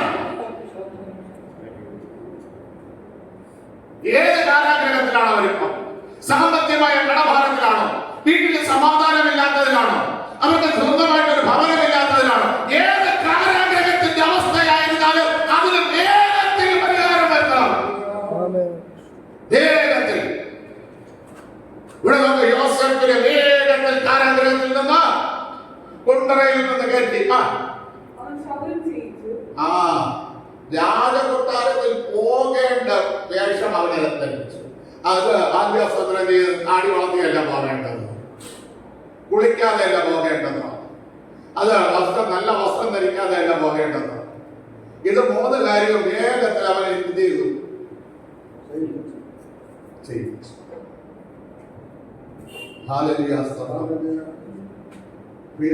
ഞാൻ പറയുന്ന വചനം വെച്ചാണ് പ്രാർത്ഥിക്കുന്നത്. വചനത്തിൽ കൂടെ നിവരാൻ കഴിയും. ഇല്ലാതെ നമ്മൾ ഒരുപാട് കാട് കയറി പ്രാർത്ഥിച്ചെന്ന് പറഞ്ഞുകൊണ്ട് അത് നമ്മുടെ ആത്മാവിൽ പ്രാർത്ഥിക്കും. മനുഷ്യാത്മാവിൽ ദൈവാത്മാവ് ഇടപെടണം. ആ ദൈവാത്മാവ് ഇടപെടണമെങ്കിൽ ദൈവവചനം കൂടെ വന്നേ ഇടപെടണം. അല്ല, നമ്മളുള്ളത് മാനുഷ്യാത്മാവ്. ഈ മാനുഷ്യാത്മാവിൽ ദൈവാത്മാവ് ഇടപെടണം. അതിന് ദൈവ സാന്നിധ്യം എന്തിനുണ്ടെന്ന് ചോദിച്ചാൽ ഇന്നുള്ളത് വചനത്തിലേ ഉള്ളു. പ്രവചനത്തിലില്ല, ദർശനത്തിലില്ല, എല്ലാം ഉള്ളത് വചനത്തിൽ. എന്റെ വചനങ്ങൾക്ക് ഒരു വള്ളിക്കോ പുള്ളിക്കോ മാറ്റമില്ല. അതിന്റെ 41 വരും.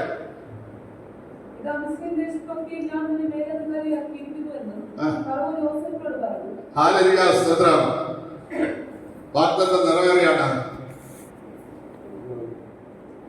അബ്രഹാമിനോട് പറഞ്ഞ വാഗ്ദത്തം നിറവേറിയ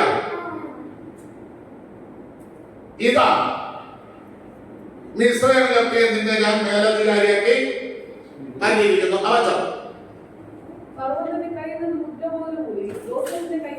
അധികാരം എന്നാണ്. അധികാരം കിട്ടിയ ഇനി ആ മോതിരം വെച്ച് എന്തെഴുതിയിരുന്നാലും മാറ്റാൻ പറ്റുമോ?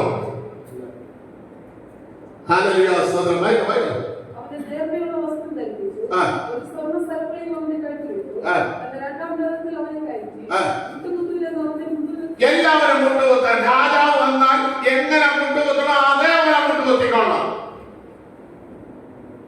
ഒരു രാജാവ് വന്നാൽ എങ്ങനെ മുട്ടുകുത്തണം അതേപോലെ എന്ത് ചെയ്തോളണം? യോസേഫിന്റെ മുമ്പിൽ മുട്ടുകുത്തിക്കൊള്ളണം. അടുത്ത ഇങ്ങനെ അവനെ മിസ്രൈമിലൊക്കെയും മേലധികാരിയാക്കി.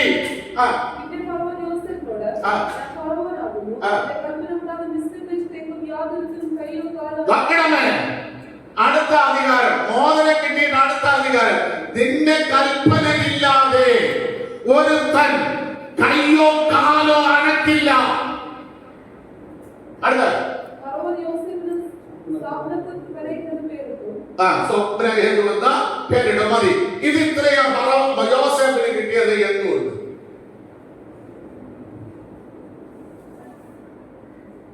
ഇത്രയും കിട്ടിയത് എന്തുകൊണ്ട്? 38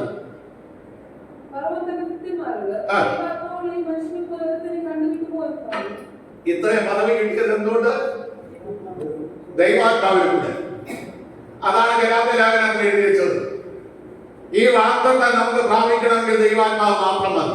പണം വേണ്ട, പദവി വേണ്ട, പവർ വേണ്ട, ജാതികുലം വേണ്ട, നിന്റെ ബന്ധുബലം വേണ്ട. നീ പ്രാപിച്ച ആത്മാവ് ശരിയാണെങ്കിൽ, നീ പ്രാപിച്ചിരിക്കുന്നത് ദൈവാത്മാവാണെങ്കിൽ, നിനക്ക് കിട്ടേണ്ട പദവി കിട്ടാൻ സ്വപ്നം ചെയ്യുന്ന നിന്നെ തേടി വരാൻ ആ ദൈവാത്മാവിന് കഴിയും. എന്നെ സംഘടനയിൽ സർക്കിൾ പാസ്സാക്കി, ഡിസ്ട്രിക്ട് പാസ്സാക്കി, ഇതൊന്നും ഞാൻ അറിഞ്ഞിട്ടല്ല.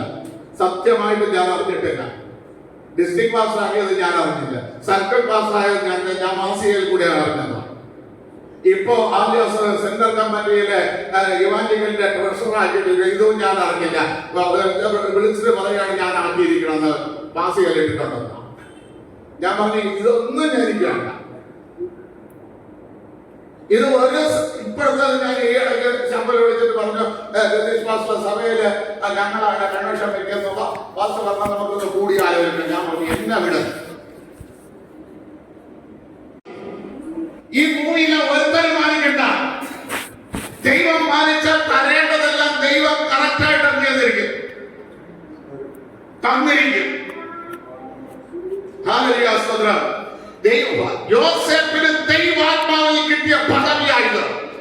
അതുകൊണ്ട് ഗലാത്യയിലെ പൗലോസ് എഴുതി വെച്ചതാ, അല്ലെ, എന്ത് നീ ആഗ്രഹിക്കുന്നു എങ്കിലും ആത്മാവ് നിന്റെ മേൽ വരുമ്പോൾ, ആത്മാവ് വരുമ്പോൾ അത് നിനക്ക് കിട്ടും.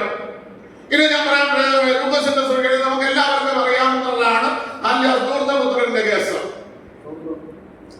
ഹല്ലേലൂയ, സ്തോത്രം. ധൂർത്തപുത്രനിലെ ലൂക്കോസ് 15:17 നമ്മൾ വായിക്കുമ്പോൾ, ഹല്ലേലൂയ, സ്തോത്രം, അവിടെ എഴുതിയിരിക്കുന്നു, അവന് സുബോധം വന്നിട്ട് എന്റെ അപ്പന്റെ ഭവനത്തിലേക്ക് ഞാൻ എന്ത് ചെയ്യും. ഒന്ന് വായിച്ചാൽ മതി.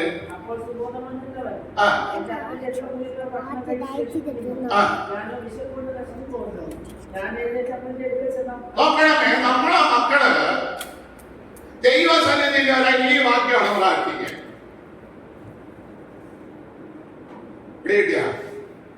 ഏതെങ്കിലും മക്കൾ തലതിരിഞ്ഞ് നടക്കുന്നുണ്ടെങ്കിൽ, ദൈവത്തോട് അടുക്കാതെ നടക്കുന്നുവെങ്കിൽ അതിന് കാരണം അവന് സുബോധം നഷ്ടപ്പെട്ടു. അവന് കൊടുക്കുന്നത് ദൈവമാണെന്ന് അവൻ അറിയുന്നില്ല. അവന്റെ ജീവിതത്തിൽ ഈ അനുഭവിക്കുന്ന സകല നന്മകള് ദൈവമാണ് അവന് കൊടുക്കുന്നത്. അവന് ബോധമില്ല. ആരോ തന്നു, ഞാൻ അനുഭവിക്കുന്നു, ഞാൻ ശ്രമിക്കുന്നു, ഞാൻ ജീവിക്കുന്നു. മക്കളെ പ്രാർത്ഥിക്കണം, എന്റെ മോന് സുബോധം കൊടുക്കണം. ഈ ഞാൻ അനുഭവിക്കുന്ന എല്ലാം എനിക്ക് തരുന്ന സ്വർഗത്തിലെ ദൈവമാണെന്ന് അവൻ തിരിച്ചറിയാനുള്ള സുബോധം കൊടുത്ത് എന്നെ ആ കൊടുക്കുന്ന ദൈവത്തിന്റെ അടുക്കലേക്ക് അവൻ വരാൻ അവന് സുബോധം കൊടുക്കണം. മനസ്സിലായില്ലേ? MA പഠിച്ചെന്നോ M.Ed പഠിച്ചെന്നോ MSc എടുത്തെന്നോ നല്ല ശാസ്ത്രലോകം ചെയ്യുന്ന സുബോധം പറഞ്ഞില്ല. സുബോധം പറഞ്ഞവന് ദൈവം കൊടുക്കണം. അവൻ അതിൻ്റെതായ ജ്ഞാനം. മനസ്സിലായില്ലേ? ഒരു സുബോധം പറഞ്ഞു. ഇന്ന് ഞാൻ അനുഭവിക്കേണ്ട ഒരുപാട് നന്മകൾ ഇനിയുമുണ്ട്. അതെല്ലാം പ്രാപിക്കണമെങ്കിൽ എന്റെ അപ്പന്റെ ഭവനമായിരിക്കുന്ന ദൈവഗ്രഹത്തിൽ ഞാൻ പോണം എന്ന് സുബോധം കൊടുക്കുമ്പോൾ അവൻ അപ്പന്റെ ഭവനത്തിലേക്ക് വരും. ശരിക്കും പറഞ്ഞാൽ നമ്മളെ മക്കളെ നോക്കിക്കൊണ്ട് ദൈവം ഇരിക്കുകയാണ്. എപ്പോഴും വരും, എപ്പോഴും വരും. അവന്റെ അപ്പ കണ്ണീരൊഴുക്കിയതാണ്, അവന്റെ അമ്മ കണ്ണുനീരൊഴുക്കിയതാണ്. എപ്പോഴും വരും ആ കുഞ്ഞിന്. എപ്പോഴും ആ മോനെ എനിക്ക് അനുഗ്രഹിക്കാൻ പറ്റും, അവ ഒന്നും വലിയ സന്നിധിയിൽ എപ്പോഴും വരും എന്ന് കാത്ത് പണിയിൽ നിൽക്കുന്ന ഒരു ദൈവമുണ്ട്. ആ ദൈവത്തിന്റെ അടുക്കൽ ഇവൻ വന്നാൽ ഇവന്റെ സ്ഥിതി മാറും.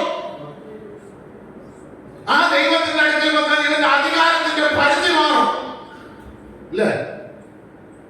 അന്നോടനെ അപ്പുറമോട് ചെന്ന് കെട്ടിപ്പിടിച്ചിട്ട് ആദ്യം പറഞ്ഞത് അവനുള്ള നാട്ടം വിഷയമല്ല. ഇപ്പോൾ അവൻ വന്നത് എവിടെന്നാണ്? എവിടെന്ന്? പന്നീരടരുന്ന്. നമുക്കറിയാം, പന്നീര് അപ്പുറത്തൂടെ പെയ്യാപ്പുറമെന്ന നാട്ടം. ആ നാട്ടം അപ്പനൊരു വിഷയമല്ല. അപ്പൻ ഓടി വന്നവനെ കാരണം ഇവന്റെ അമ്മ, ഇവന്റെ അപ്പൻ ഇവന് വേണ്ടി ഒഴുക്കിയ കണ്ണുനീര് കൊണ്ട് എന്റെ ദൈവം അവനെ ശുദ്ധീകരിച്ചു. പക്ഷെ അവൻ വന്നാൽ മതി. ഇവിടെ അവൻ ദൈവത്തിന്റെ അടുക്കൽ വന്നാൽ മതി. വരാതെ കൊണ്ട് അവന്റെ സുബോധത്തിൽ പിശാച് പിടിച്ചിട്ടിരിക്കുന്നു. അതിൽ നിന്ന് അവർ മോചിതപ്പെടണം. അതിന് നമ്മൾ വില കൊടുത്ത് പ്രാർത്ഥിക്കണം. എങ്ങനെയെങ്കിലല്ല പ്രാർത്ഥിക്കേണ്ടത്, എങ്ങനെയെങ്കിലല്ല യാചിക്കേണ്ടത്. ദൈവവചനത്തിൽ മക്കളെ മടക്കി വരുത്തിയ അനുഭവങ്ങളെ നോക്കിയിട്ട് ആ വചനങ്ങളെടുത്ത് ദൈവസന്നിധിയിൽ വെച്ചിട്ട് ദൈവമേ ഇതേപോലെ എന്റെ മകനെ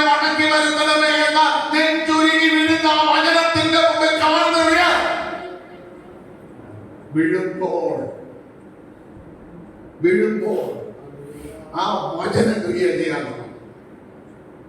ആ വചനക്രിയ ചെയ്യാൻ തുടങ്ങി.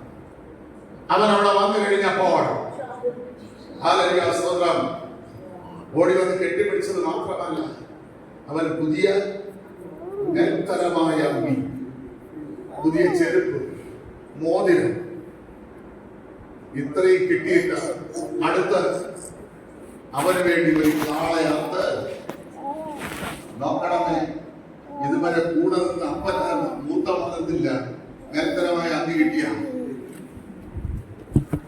ഇപ്പൊ ഈ മോയി കൂടെ നടന്നെന്ന് പറഞ്ഞിട്ട് കാര്യമൊന്നുമില്ല, പാസ്സായെന്ന് പറഞ്ഞിട്ട് കാര്യമില്ല, വിശ്വാസിയായെന്ന് പറഞ്ഞിട്ട് കാര്യമില്ല, സഭാ സെക്രട്ടറി ആയെന്ന് പറഞ്ഞിട്ട് കാര്യമില്ല, സൺഡേ സ്കൂൾ ഡയറക്ടർ ആയെന്ന് പറഞ്ഞിട്ട് കാര്യമില്ല.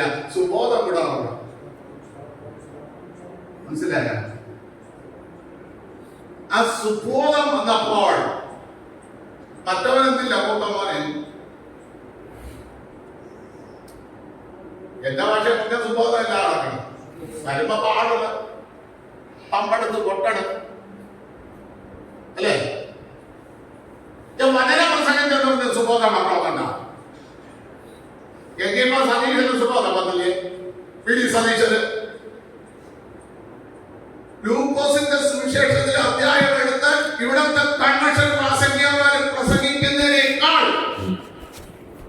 പുള്ളി പ്രസംഗിച്ചു. ആദ്യം ലൂക്കോസ് എടുത്തിട്ട് അദ്ദേഹം പറഞ്ഞു, എന്നെ വഴി നടത്തുന്നത് ദൈവമാണ്, അതിന്റെ എല്ലാ ദിവസവും ഞാൻ ഒരു അധ്യായം വീതം വായിക്കണമെന്ന്. ശരിക്കും പറഞ്ഞാൽ ജ്ഞാനത്തിൽ നിന്ന്, അതല്ല സുബോധത്തിൽ നിന്നല്ല. ഇവിടെ ജ്ഞാനം കൊണ്ട് വചനം പ്രസംഗിച്ചെന്ന് പറഞ്ഞുകൊണ്ട് നിനക്ക് സുബോധം വന്നോന്നില്ല. ജ്ഞാനം കൊണ്ട് പ്രസംഗിക്കാൻ നമുക്ക് അതല്ല. ഹല്ലേലൂയ സ്തോത്രം. സുബോധത്തിൽ നിന്ന് പ്രസംഗിക്കണം. ആ സുബോധത്തിൽ നിന്ന് വന്നത് ബുദ്ധപുത്രൻ, കുടിയനായവൻ. അവന് സുബോധം വന്നു, മറ്റവൻ എന്നില്ല. അവന് മൂത്തവന് സുബോധം ഇല്ലായിരുന്നു. ഒറ്റ കാരണം കൊണ്ട് പറഞ്ഞേ, ഒറ്റ കാരണം കൊണ്ട് പറഞ്ഞേ, അവന്റെ വീട്. അവന് നേരിട്ട് അകത്ത് വന്ന് ഇവിടെ എന്തിനു നടക്കണമെന്ന് നോക്കാം. ഇവിടെ അവൻ വേറെക്കാരെടുത്ത് ചോദിക്കുന്നത് എന്തിനാണ് അവിടെ നടക്കണത്, വിശേഷമാണ്. ഇതുവരെ മനസ്സിലാക്കിയിട്ടുണ്ടോ ഈ ചിന്ത?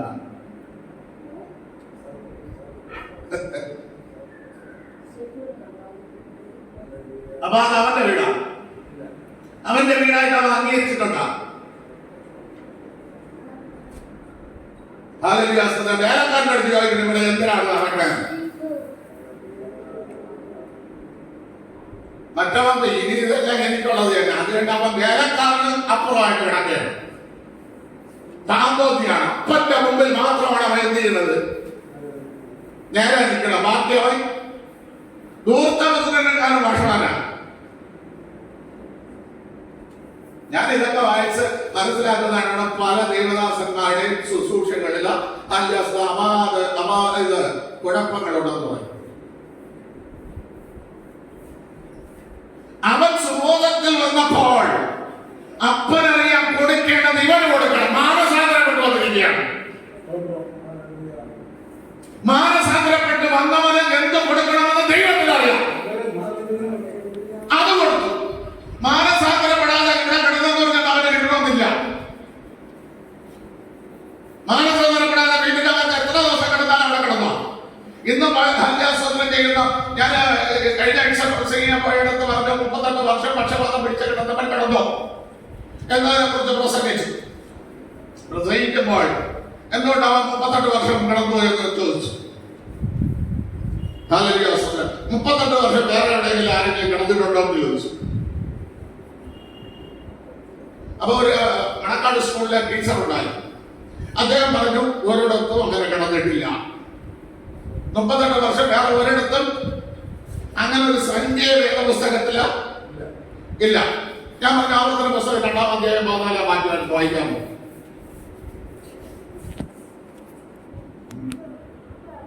അവിടെ ഉണ്ട്. ഇസ്രായേൽ മകൾ 2 വർഷം യാത്ര ചെയ്തിട്ടുള്ളൂ. ബാക്കി കിടന്ന യാത്ര അവിടെ കാദേശത്ത് 38 വർഷം കിടന്നു. എന്തുകൊണ്ട് കിടന്നറിയാമോ? അവരുടേതായ ആയുധം കൊണ്ട് യുദ്ധം ചെയ്തെന്ന. ദൈവത്തിന്റെ ആയുധമല്ല അവരെ കയ്യിൽ ഇരുന്നത്. സ്വന്തമായ ആയുധം കൊണ്ട് യുദ്ധം ചെയ്തു. ദൈവം പറഞ്ഞ് നിങ്ങൾ കയറുന്നത് തോറ്റുപോകും. അത് കേൾക്കാതെ അവഗണിച്ച് അവർ കയറി. എന്ന ആവർത്തന ദിവസം 1-ാം അധ്യായം 41 തൊട്ട് 44 വരെ. അതുകൊണ്ട് 38 വർഷം എന്ത് ചെയ്തു ദൈവം? അപ്പോ ബാല്യാസ്വതനം ചെയ്യുന്നു. ഇവനോട് ചോദിച്ചത്, ഈ വിദസ്താക്കുളക്കരയിൽ കിടന്നവനോട് ചോദിച്ച ഒരു ചോദ്യം, സൗഖ്യമാകാൻ നിനക്ക് മനസ്സുണ്ടോ? നിന്റെ ഇഷ്ടപ്രകാരം ജീവിച്ചാൽ സൗഖ്യമാകില്ല. നിന്റെ ഇഷ്ടപ്രകാരമുള്ള യുദ്ധം ചെയ്താൽ സൗഖ്യമാകില്ല. നിന്റെ ഇഷ്ടപ്രകാരമുള്ള ചികിത്സ ചെയ്തെന്ന് പറയുന്നത് സൗഖ്യമാകില്ല. നിനക്ക് ഇഷ്ടമുള്ള മാസമാരെ കൊണ്ട് പ്രാർത്ഥിച്ചെന്ന് പറയുന്നത് സൗഖ്യമാകില്ല. നിനക്ക് സൗഖ്യമാകാൻ മനസ്സുണ്ടോ?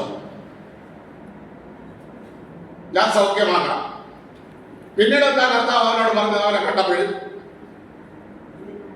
ഇനി പാപം ചെയ്ത് അപ്പോൾ സൗഖ്യമാകാതെ കിടന്നതിന് കാരണം അവിടെ കിടന്നെങ്കിൽ അവൻ എന്ത് ചെയ്തുകൊണ്ടിരിക്കുകയാണ്? പിടികിട്ടിയാണ്. നമ്മൾ ദൈവവചനം കാക്കുകയല്ല, അതിനകത്ത് കിടക്കുന്ന മുത്തുകളെ നമ്മൾ പറക്കിയെടുക്കണം.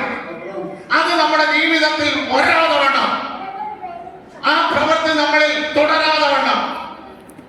നമ്മളത് അല്യസ്വതം സ്വന്തമാക്കിയെടുക്കണം. ആ വചനത്തെ സ്വന്തമാക്കിയെടുക്കണം. നമ്മുടെ കർത്താവിന്റെ രക്തം എന്താണ്? നമ്മുടെ കർത്താവിന്റെ രക്തം എന്താണ്? എബ്രായലേഖനം 9-ാം അധ്യായത്തിൽ എന്താ പറയുന്നത്? മോശയോട് കൽപ്പിച്ച രക്തം. ആട്ടുകെട്ടിൽ എടുത്തിട്ട് ശുദ്ധീകരിക്കാൻ പറഞ്ഞെങ്കിലും, പക്ഷെ അതിന്റെ ഒരു മാതൃകയാണ്. ദൈവത്തോട് കൽപ്പിച്ച രക്തമാണ്. ആ രക്തം ക്രിസ്തുവിന്റെ രക്തം.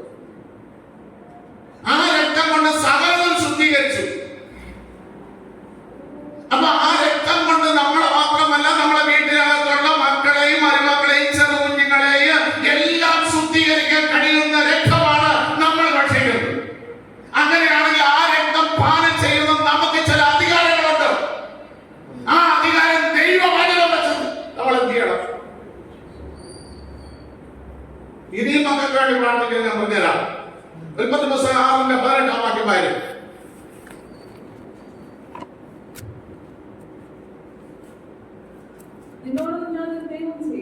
എന്നോടൊരു നിയമം ചെയ്യും.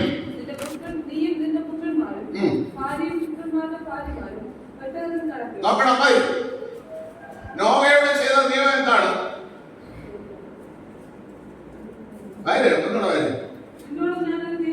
ചെയ്യും. നീയും നിന്റെ 3 മക്കളും ഭാര്യയും പുത്രന്മാരുടെ ഭാര്യമാരും. അപ്പൊ ആദ്യം പെട്ടകത്തിനകത്ത് വരേണ്ട ആരാണ്? നോഹ. രണ്ടാമത് വരേണ്ടത് 3 മക്കൾ. പിന്നീടാണ് ഭാര്യ. പിന്നീടാണ് 3 മരുമക്കൾ. നമ്മളെ വീട്ടിൽ നിന്ന് എത്ര എങ്ങനെ പറഞ്ഞുവിടാം? അപ്പൊ ശരിക്കും നിങ്ങൾ ആരാധനയ്ക്ക് വന്നവരാണ്. ഇതല്ലേ നിയമം? ഇതാണോ നിയമം? വേദവസ്ത്രത്തിൽ എഴുതിയിരിക്കുന്ന നിയമം ഇതല്ലേ? എന്തെങ്കിലും ഇത് പ്രാർത്ഥിച്ചിട്ടുണ്ടോ? കർത്താവ് നിയമം അനുസരിച്ചിട്ട് ആലയത്തിൽ പോകാൻ എന്റെ കുടുംബത്തിന് കൃപ തരണമെന്ന്, നിയമത്തിൽ ആരാധിക്കാൻ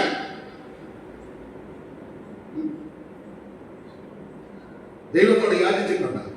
യാചിപ്പിരുന്നാൽ യാചിക്കാതെ എങ്ങനെ കിട്ടും?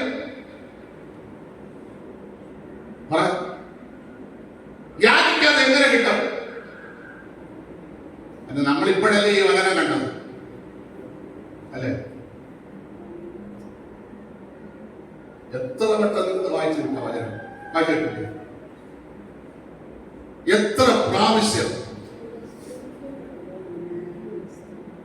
ഹല്ലേലൂയ, സ്തോത്രം. ദാവീദ് പറഞ്ഞത്, സന്ധ്യയാവാൻ ഞാൻ കാത്തിരിക്കുകയാണ് നിന്റെ വചനങ്ങളെ ധ്യാനിക്കാൻ. വായിക്കാനല്ല, ധ്യാനിക്കാൻ. വായിക്കുന്ന ജാതികൾ വായിച്ചോ. നീ വചനം എടുത്ത് ധ്യാനിക്കണം. ഹല്ലേലൂയ, സ്തോത്രം. മനസ്സിലായ? നമ്മൾ നിയമത്തിനകത്തുള്ളവരാണ്. ഇത് ഇത്രയും ഇസ്രായേൽ പൗരത്വത്തിലുള്ളതാണ്. ഈ നിയമങ്ങൾ, ആരാധന, വാഗ്ദത്തം, ന്യായപ്രമാണം, പുത്രത്വം, ഇല്ലേ? ഇത്രയും നേരം വായിച്ചല്ലേ? അപ്പൊ ഈ നിയമത്തിനകത്തുള്ളവരല്ലേ നമ്മൾ? ആ നിയമം പാലിക്കാൻ നമ്മൾ അർഹതപ്പെട്ടവരല്ലേ? ആണോ?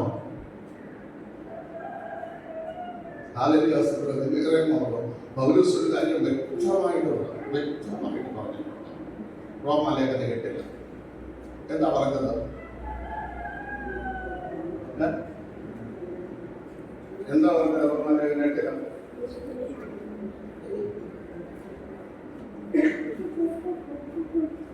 നിങ്ങൾ മനസ്സിലാക്കിയ ഒരു കാര്യം പറഞ്ഞാൽ എത്ര വട്ടം പ്രസംഗം കേട്ടതാണ്? നീങ്ങുന്നു, എത്ര വട്ടം വായിച്ചിട്ടുള്ളതാണ്? റോമാലേഖനം 8-ാം അധ്യായം 37 വാക്യമുണ്ട്, 38 വാക്യമുണ്ട്. അതിൽ ആ വാക്യം അത്ര എന്ത് ചെയ്തിട്ടുണ്ട്? സുദ്രം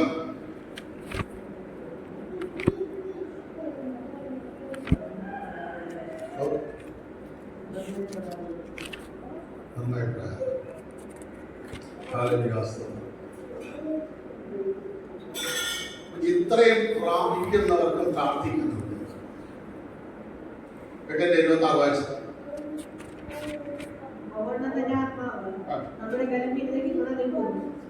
മുകളില് അത് ആ അധ്യായം പറയുന്ന വാക്യം തന്നെയാണ്. അല്ല, കണ്ണിക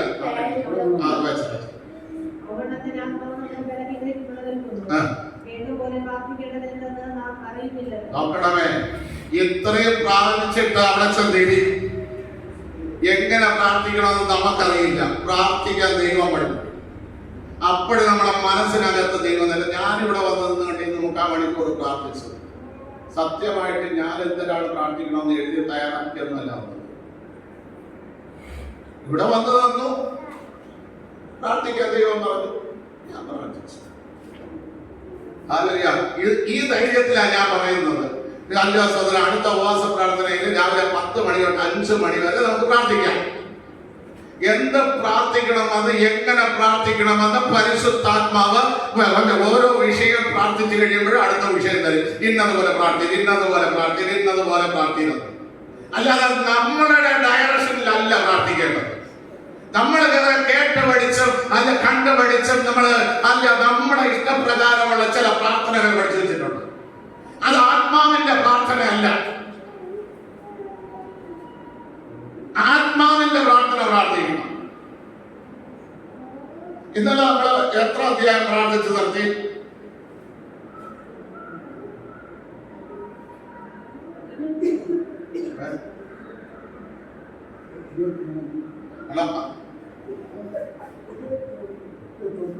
ഇരുപത്തിരണ്ട് അധ്യായങ്ങൾ പ്രാർത്ഥിച്ചു നിർത്തി. അല്ല, അവസാനം പ്രാർത്ഥിച്ചത് 21-ഉം 22-ഉം അധ്യായങ്ങൾ പ്രാർത്ഥിച്ചത് ആർക്ക് വേണ്ടി? ഉഷദസ്റ്റിനും സിന്ധുദസ്റ്റിനും വേണ്ടി. അതിലെന്ത് വാക്യം നമ്മൾ എടുത്ത് പ്രാർത്ഥിച്ചു?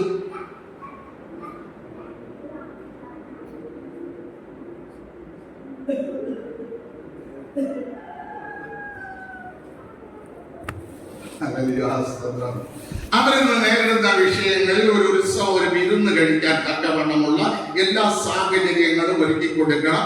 അത് മാത്രമല്ല, 22-ന് നമ്മളെടുത്ത് പ്രാർത്ഥിച്ചു. അബ്രഹാം ദൂരെ നിന്ന് ആ സ്ഥലം കണ്ടതുപോലെ അവരുടെ നന്മയ്ക്കുള്ള സ്ഥലം, അവരുടെ വിടുതലിനുള്ള സ്ഥലം, അവരുടെ അനുഗ്രഹത്തിനുള്ള സ്ഥലം എന്റെ ദൈവം കാണിച്ചു കൊടുക്കണമെന്ന്. അല്ലേ? ഇതുവല്ല എഴുതി വെച്ച് നമ്മൾ കൊണ്ടുവന്നത്.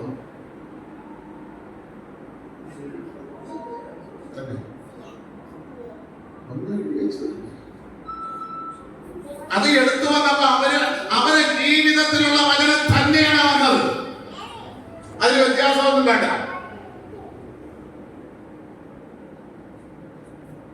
മനസ്സിലായില്ലേ? ദൈവം പറയും അതിനകത്ത് കിടപ്പുണ്ട് വചനം, അതിനകത്ത് കിടപ്പുണ്ട് വചനം. ജീസസിന് വേണ്ടി പ്രാർത്ഥിക്കാൻ ഏതാ കിട്ടി? 13-ഉം 14-ഉം. ഇന്ന് അവർ ഭയപ്പെട്ടുകൊണ്ടിരിക്കുന്നതിനകത്തുള്ള വചനമാണ് കിട്ടിയത്. ലോത്ത് വിടണം, ഭവനത്തിന് നേരെ, അവരെ കാമ്പൗണ്ടിന് നേരെ, അവരുടെ നന്മയ്ക്ക് നേരെ പ്രതികൂലമായിരിക്കുന്ന ലോത്ത് അവിടെ വിട്ടു പോണം.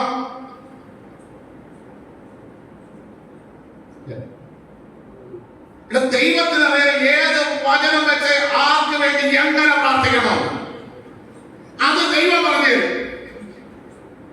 അത് വെച്ച് പ്രാർത്ഥിക്കണം. അല്ല നമുക്ക് ഇഷ്ടപ്പെട്ടതല്ല, നമുക്ക് ആവശ്യമുള്ളതല്ല.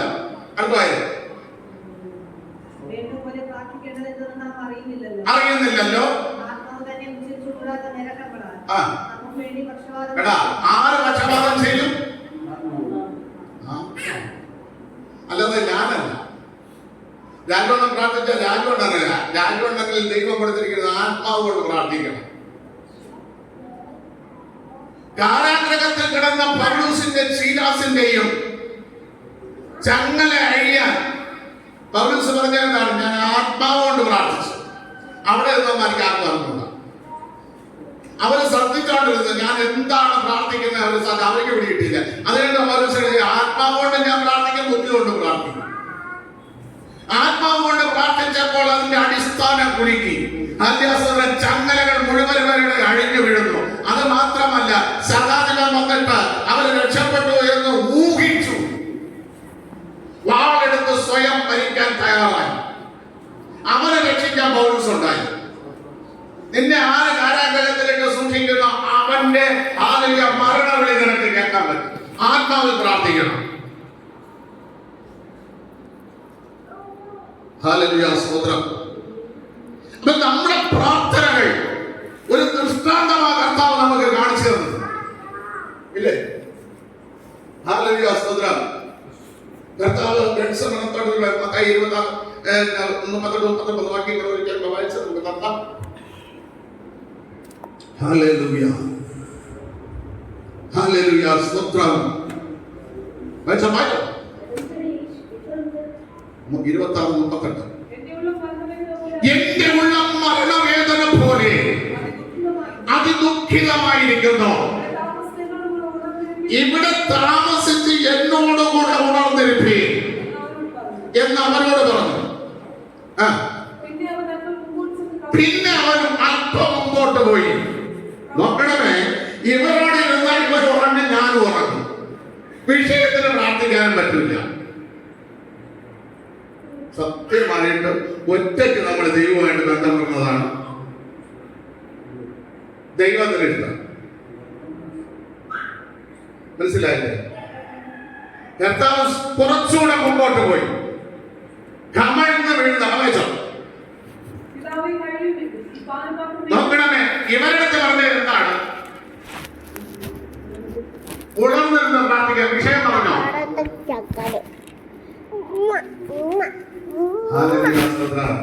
നമ്മുടെ വിഷയങ്ങൾ ഷെയർ ചെയ്യാനുള്ളത് നമ്മുടെ ദൈവത്തോട്. ഹല്ലേലൂയ, സ്തോത്രം. തന്റെ ഏറ്റവും അടുത്ത ശിഷ്യന്മാരോട് പോലും എന്ത് ചെയ്തില്ല, ഞാൻ ഈ പാനപാത്രം കുടിക്കാൻ പോവുകയാണ്, എന്നെ ഇവിടെ വെച്ച് അറസ്റ്റ് ചെയ്യുകയും എന്നെ ഇവിടെ വെച്ച് ബന്ധിക്കപ്പെടുമെന്ന് പറഞ്ഞില്ല. എങ്കിൽ അവര് എന്ത് ചെയ്യുമായിരുന്നു? എല്ലാവരെയും അപ്പം തന്നവന്മാരെ എല്ലാവരെയും കൂടെ കൂട്ടി വിളിച്ച് ആദ്യാസ്തോത്രം ചെയ്യുന്നു. പിന്നെ രോഗസൗഖ്യം കിട്ടിയവന്മാരെല്ലാം കൂടെ കൂട്ടി വിളിച്ച് ഇവിടെ കർത്താവിനെ എല്ലാം പിടിക്കാൻ വരികണം പണയാന്ന് പറഞ്ഞ് മാനുഷ്യമായ ചങ്ങലത്ത്. ഇത് കർത്താവിനറിയാം.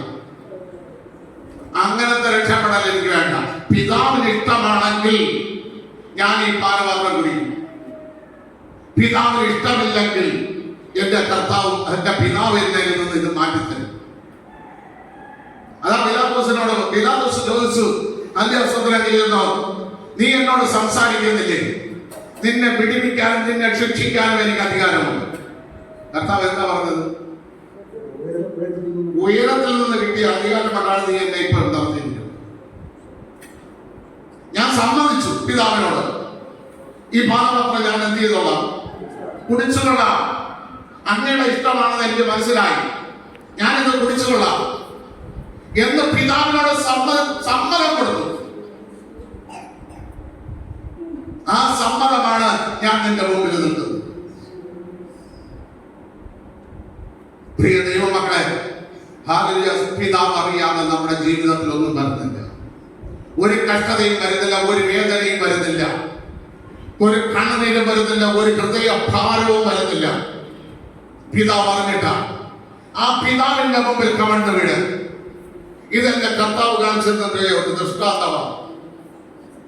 ആ പിതാവിന്റെ മുമ്പിൽ എനിക്ക് ഇപ്പോഴത്തെ സങ്കടം വന്നേ ഉള്ളൂ. ഞാൻ അവിടെ വീട്ടിലായിരുന്നപ്പോൾ എന്റെ ഭാര്യയ്ക്ക് അറിയാം, ഈ മുൻപിറ്റിൽ വന്ന് തലയിൽ വെച്ച് ആ പള്ളിയിൽ കിടക്കും. എന്റെ കണ്ണുനീര് ഈ മുൻപിറ്റിലേ ഉള്ളൂ. പക്ഷെ ഇന്ന് അതിനെന്ത് ചെയ്യുന്നില്ല. ആ ഒരു ദുഃഖം അവിടെ നിന്ന് മാറിയത് കൊണ്ടോ, അവിടെ ജീവിക്കാൻ പറ്റാത്തത് കൊണ്ടോ, ഞാൻ വെച്ച വീട്ടിൽ കിടക്കാൻ പറ്റാത്തത് കൊണ്ടോ ഒന്നും എനിക്ക് ഒരു പ്രയാസം, സത്യമായിട്ട് ഒരു പ്രയാസം.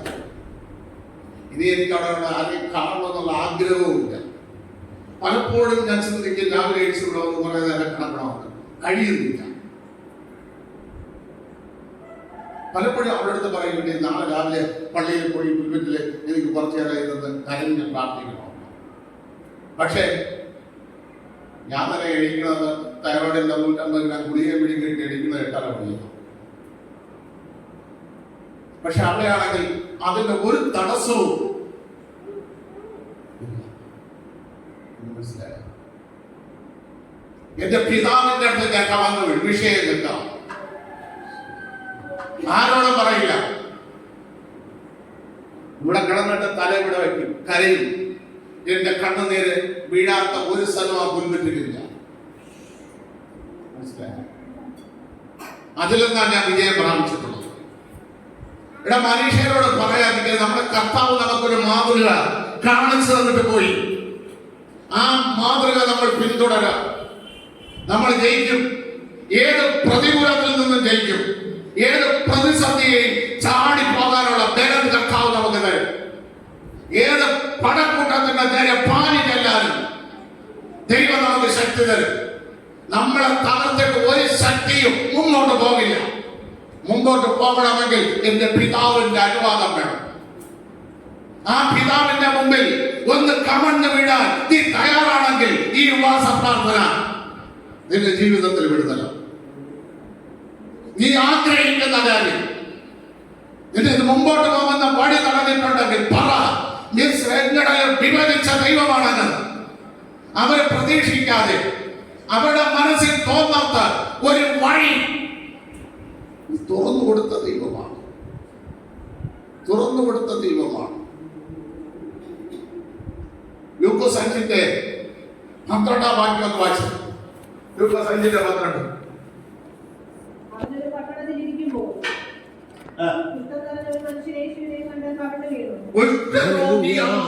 ഒരു മനുഷ്യൻ യേശു കർത്താവിന്റെ അടുക്കൽ എങ്ങനെ എഴുതും? കമഴ്ന്ന് എഴുതും. ഹല്ലേലൂയ, സ്തോത്രം. നിങ്ങൾക്ക് ഒരു രാജാവിന് ദുഷ്ടം വന്നറിയാമോ? അത് ഉസിയാവ്. ഉസിയാവ് ഭയങ്കര പ്രവചനം കേൾക്കുന്നവരാണ്. ഉസിയാവ് ആലയത്തിലേക്ക് കയറി. ഉസിയാവിനെ ദൈവം തിരഞ്ഞെടുത്തത് ആലയത്തിലോട്ടുള്ള റോഡ് വെട്ടാനും കടവ് പുതുക്കി പണിയാനും അല്ലെങ്കിൽ ചെയ്ത് ചില കാര്യങ്ങൾ ചെയ്യാനായിട്ട് ഉസിയാവിനെ ദൈവം തിരഞ്ഞെടുത്തു. അപ്പൊ നോക്കിയപ്പോ നോക്കി, എടാ, റോഡ് വെട്ടിയത് ഞാൻ, ആലയത്തിന്റെ വാതിൽ വെച്ചത് ഞാൻ, പുൽപ്പിറ്റ് പ്രതിക്കപ്പെടുന്നത് ഞാൻ, ആലയത്തിന്റെ ഭണ്ഡാരപ്പണി ചെയ്തത് ഞാൻ, എങ്കിൽ പിന്നെ ശുശ്രൂഷയോട് ഞാൻ ചെയ്താൽ പോലെ. ശുശ്രൂഷയോടെ ഞാൻ ചെയ്താൽ പോലെ. ഇവൻ പുൽപ്പറ്റിലേക്ക് കയറിയത് ഒരാളെന്ന് പറഞ്ഞ് കയറരുത്, അതിന് നിന്നെ പറഞ്ഞിട്ടില്ല കയറരുത്, ഓടാൻ പറഞ്ഞിട്ട് ഇവൻ കാണിക്കരുത്. ഇവനെ കുറ്റം പൊങ്ങി. കുറ്റം പൊങ്ങിയപ്പോ ഈ പുൽപ്പറ്റിലുള്ള നേരെ ഏട്ടൻ്റെ പോയി ഒരു മുറിയിൽ കൊണ്ടത് അടച്ചിട്ടു. ഇവൻ എന്തിനാ കുറ്റം തീരാതെ പുറത്ത് വരാൻ പറ്റില്ല. അപ്പൊ ഇവ യെശയ്യാവിനെ പിടിച്ചു. യെശയ്യാവിനെ പിടിച്ചിട്ട് അടുത്ത മുറിയിൽ കൊണ്ടുവന്ന് യെശയ്യാവിനെ പൊക്കിയിട്ടു. അവിടെ കിടന്നുകൊണ്ട് എന്ത് ചെയ്യണം? പ്രവചിച്ചോണ്ടിരിക്കണം. എനിക്ക് എപ്പോഴും വിടുതൽ കിട്ടി, എപ്പോഴും വിടുതൽ കിട്ടും. യെശയ്യാവ് പ്രവചനം. യെശയ്യാവിന് ഒഴിലോട്ട് നേക്കാൻ നടത്തിയില്ല. കാര്യം ഇവന് വേണ്ടിയല്ലേ പ്രവചിക്കാൻ പറ്റുള്ളൂ. ഇവ പണവും പണ്ടവും ഒക്കെ കൊടുത്ത് അടുത്ത മുറിയിൽ എന്ത് ചെയ്തിട്ടുണ്ട്? വെച്ചിട്ടുണ്ട്. യെശയ്യാവിന് 5-ാം 5 ദൈവത്തോട് നോക്കാൻ നിവർത്തിയില്ല. കാര്യം പണത്തിന് പണം, സൗകര്യത്തിന് സൗകര്യം, കിടക്കാൻ മെത്ത, എല്ലാ സൗകര്യങ്ങളും ആരൊക്കെ കൊടുത്തിട്ടുണ്ട്. പാപത്തിന് പോലെ മനുഷ്യ ആട്ടിലാണ് വഴിയോട്ട് നോക്കാൻ പറ്റിയത്. ഞാൻ ഇത് നിങ്ങളോട് പറഞ്ഞത്, ലോകസൗഖ്യം വേണമെങ്കിൽ പ്രവചനം കേട്ടെന്നോ പാസ് വന്ന പ്രാപ്തി ഞാൻ പറയാൻ എല്ലാം കൊണ്ട് ഒരു ജലദോഷം മാത്രം എല്ലാം കൊണ്ട് കഴിയും.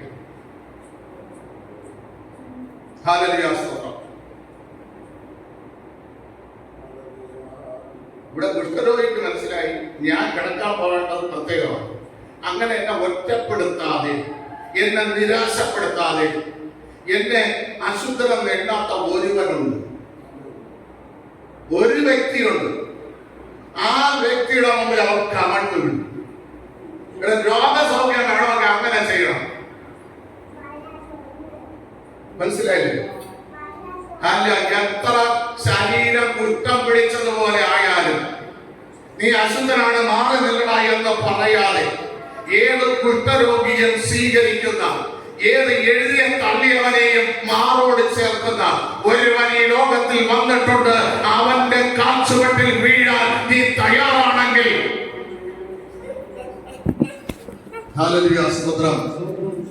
അവൻ എണീറ്റത് കുഷ്ഠരോഗിയായിട്ടല്ല, സൗഖ്യമുള്ളവനാണ്.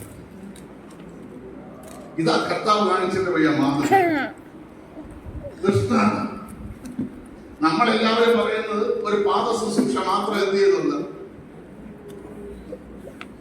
ദൃഷ്ടാന്തം വെച്ചിട്ട് പോയി.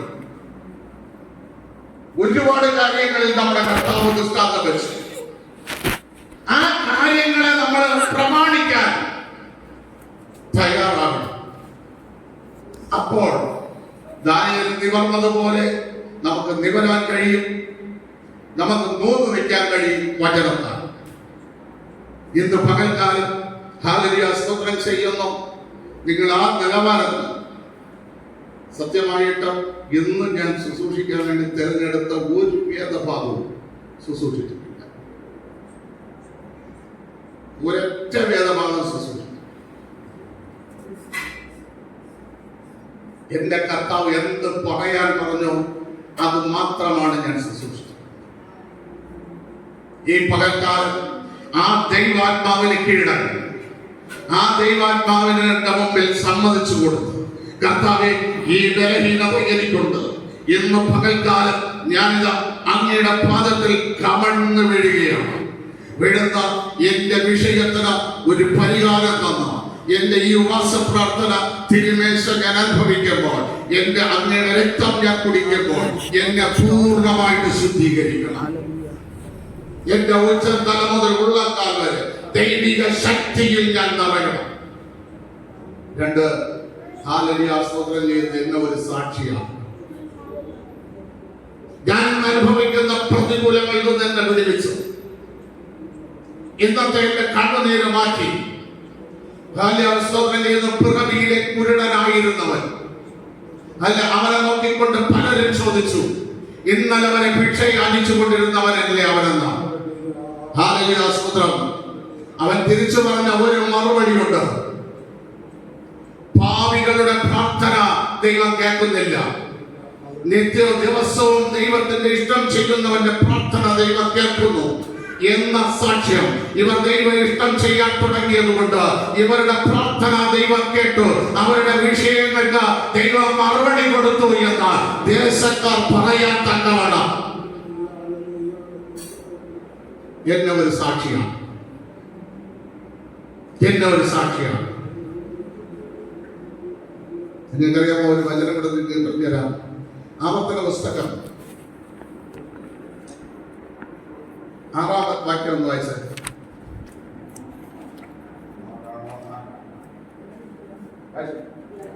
ആവർത്തനം 4-ന്റെ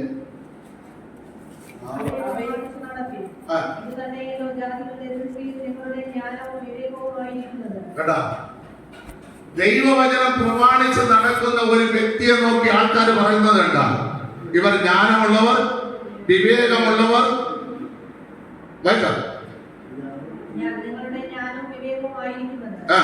അവർ ഈ കൽപ്പനകളൊക്കെയും കേട്ടിട്ട് ആ. ഈ ശ്രേഷ്ഠജാതി കണ്ട ശ്രേഷ്ഠ ജാതി, ജ്ഞാനവും വിവേകവുമുള്ള ജനം തന്നെ എന്ന് പറയും. കണ്ട ജ്ഞാനവും വിവേകമുള്ള ജനം തന്നെ എന്ന് പറയും. നമ്മുടെ ദൈവമായ യഹോവയോട് ആ. നാം വിളിച്ചപേക്ഷിക്കുമ്പോഴൊക്കെയും അവൻ നമുക്ക് അടുത്തിരിക്കുന്നത് കണ്ടാ മതി. ദൈവവചനം പ്രമാണിക്കുന്നവൻ വിളിച്ചപേക്ഷിക്കുമ്പോൾ അടുത്ത് വരും ദൈവം, അടുത്ത് വരും. ഇത് ജാതികൾക്കറിയാം. നീ അതുകൊണ്ട് ദൈവത്തിന്റെ അടുക്കലേക്ക് പോകാതിരിക്കാൻ 9 മണിക്ക് ഇവിടുന്ന് റോഡിലോട്ട് കയറി നോക്ക്. 10 മണിക്ക് ആരാധനയ്ക്ക് പോകണമെന്നറിയാം. പക്ഷെ 9 മണിയാകുമ്പോൾ റോഡിലോട്ട് പോകാറുണ്ട്. ഇതുവരെ ചായ വാങ്ങിച്ച് വരാത്തവൻ പറയണം, ആ ഒരു ചായ കുടിച്ചിട്ട് പോവാം. എന്തിന് 10 മണിക്ക് നീ എവിടെ വരരുത്? അത് അവനറിയാം. ഇവ 10 മണിക്ക് പള്ളിയിൽ പോയി കറക്റ്റായിട്ട് കാര്യങ്ങളെ ചെയ്താൽ ഇവ അനുഗ്രഹിക്കപ്പെടും. ഇതിനെങ്ങനെ ഒരു വഴിയിടാം? അതുവരെ ചായ വാങ്ങിച്ചില്ലാത്തവൻ ചായ കുടിച്ചിട്ട് പോകാന്ന് പറഞ്ഞ് തമ്പത്. അതോടെ ജനം പറയും അവന്റെ പള്ളിയിൽ പ്രാർത്ഥന അടക്കണതോ അടക്കണം, ഇവൻ അവർ വിശ്വാസി. ഹല്ലേലൂയ, സ്തോത്രം. ഇന്ന് പകൽക്കാലം പ്രിയ ദൈവമക്കളെ, ദൈവത്തിന്റെ വചനമനുസരിച്ചാൽ, ദൈവവചനത്തിന് കീഴ്പ്പെട്ടാൽ, ദൈവത്തിന്റെ പാദപീഠത്തിൽ ഒന്ന് കമഴ്ന്ന് വീഴാൻ തയ്യാറായാൽ നമ്മുടെ കർത്താവ് അത്ഭുതമന്ത്രിയാണ്. ആ കർത്താവിന്റെ അത്ഭുതം നമ്മുടെ ജീവിതത്തിൽ ഈ ഉപവാസ പ്രാർത്ഥനയിൽ നമുക്ക് കാണാൻ കഴിയും, നമുക്ക് അനുഭവിച്ചറിയാൻ കഴിയും, അത് വെളിപ്പെടുത്താൻ കഴിയും. ഈ പകൽക്കാലം അതിനായിട്ട് ദൈവം നമ്മെ സഹായിക്കട്ടെ. എല്ലാ കണ്ണുകളും അടച്ചാട്ടെ, എല്ലാ കണ്ണുകളും അടച്ചാട്ടെ. അല്പസമയം ആത്മാവിൽ കരങ്ങൾ അടിച്ച ദൈവത്തോട് പറ, കർത്താവേ, ഈ വചനങ്ങൾ അനുസരിക്കാൻ തടസ്സമായിരുന്ന പൈശാചിക ശക്തിയെ എന്റെ ഇടയിൽ നിന്ന് ഞാനിതാ കൈകൊട്ടി. Hallelujah, hallelujah. ഞങ്ങളുടെ ഇടയിൽ നിന്ന് അതിനെ പറഞ്ഞയക്കുകയാണ്. ഇന്ന് മുതൽ ആത്മാവിന്റെ ശക്തിയെ എനിക്ക് പകർന്നു തരണമേ എന്ന്, എനിക്ക് പകർന്നു തരണമേ. ഹല്ലേലൂയ. ഞങ്ങളുടെ ഇടയിലുള്ള എല്ലാ പൈശാചിക ശക്തികള് ഇവ പറയുന്നു, നിങ്ങൾ കൈകൊണ്ടുമ്പോൾ നിങ്ങളുടെ ഇടയിലുള്ള പിശാച് നിങ്ങളെ വിട്ടുപോകുമെന്ന് ഇന്ന് പകൽക്കാലം ഞങ്ങൾ കൈകൊള്ളുകയാണ്. ഈ കേട്ട വചനം പ്രമാണിക്കാൻ കഴിയാത്തവണ് ഏതെങ്കിലും തരത്തിൽ ഏതെങ്കിലും തടസ്സം എന്റെ പൈശാചിക ശക്തി സൃഷ്ടിക്കുന്നുണ്ടെങ്കിൽ അതിനെ കർത്താവേ തള്ളിക്കളയുമോ.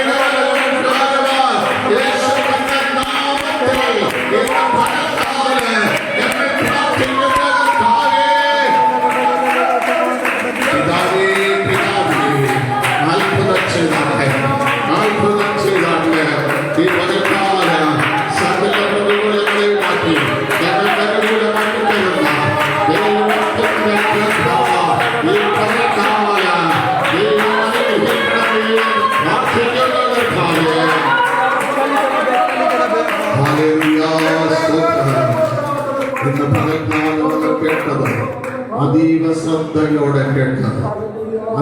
ശ്രദ്ധയോടെ കേട്ടത്. ഞാൻ ഇന്ന് മുതൽ ഇത് നിവർത്തി പദത്തിൽ കൊണ്ടുവരുന്ന ഭക്തിയായിരിക്കുമെന്ന് ദൈവത്തോട് ഏറ്റുപറഞ്ഞ് നമുക്ക് പ്രാർത്ഥിക്കാൻ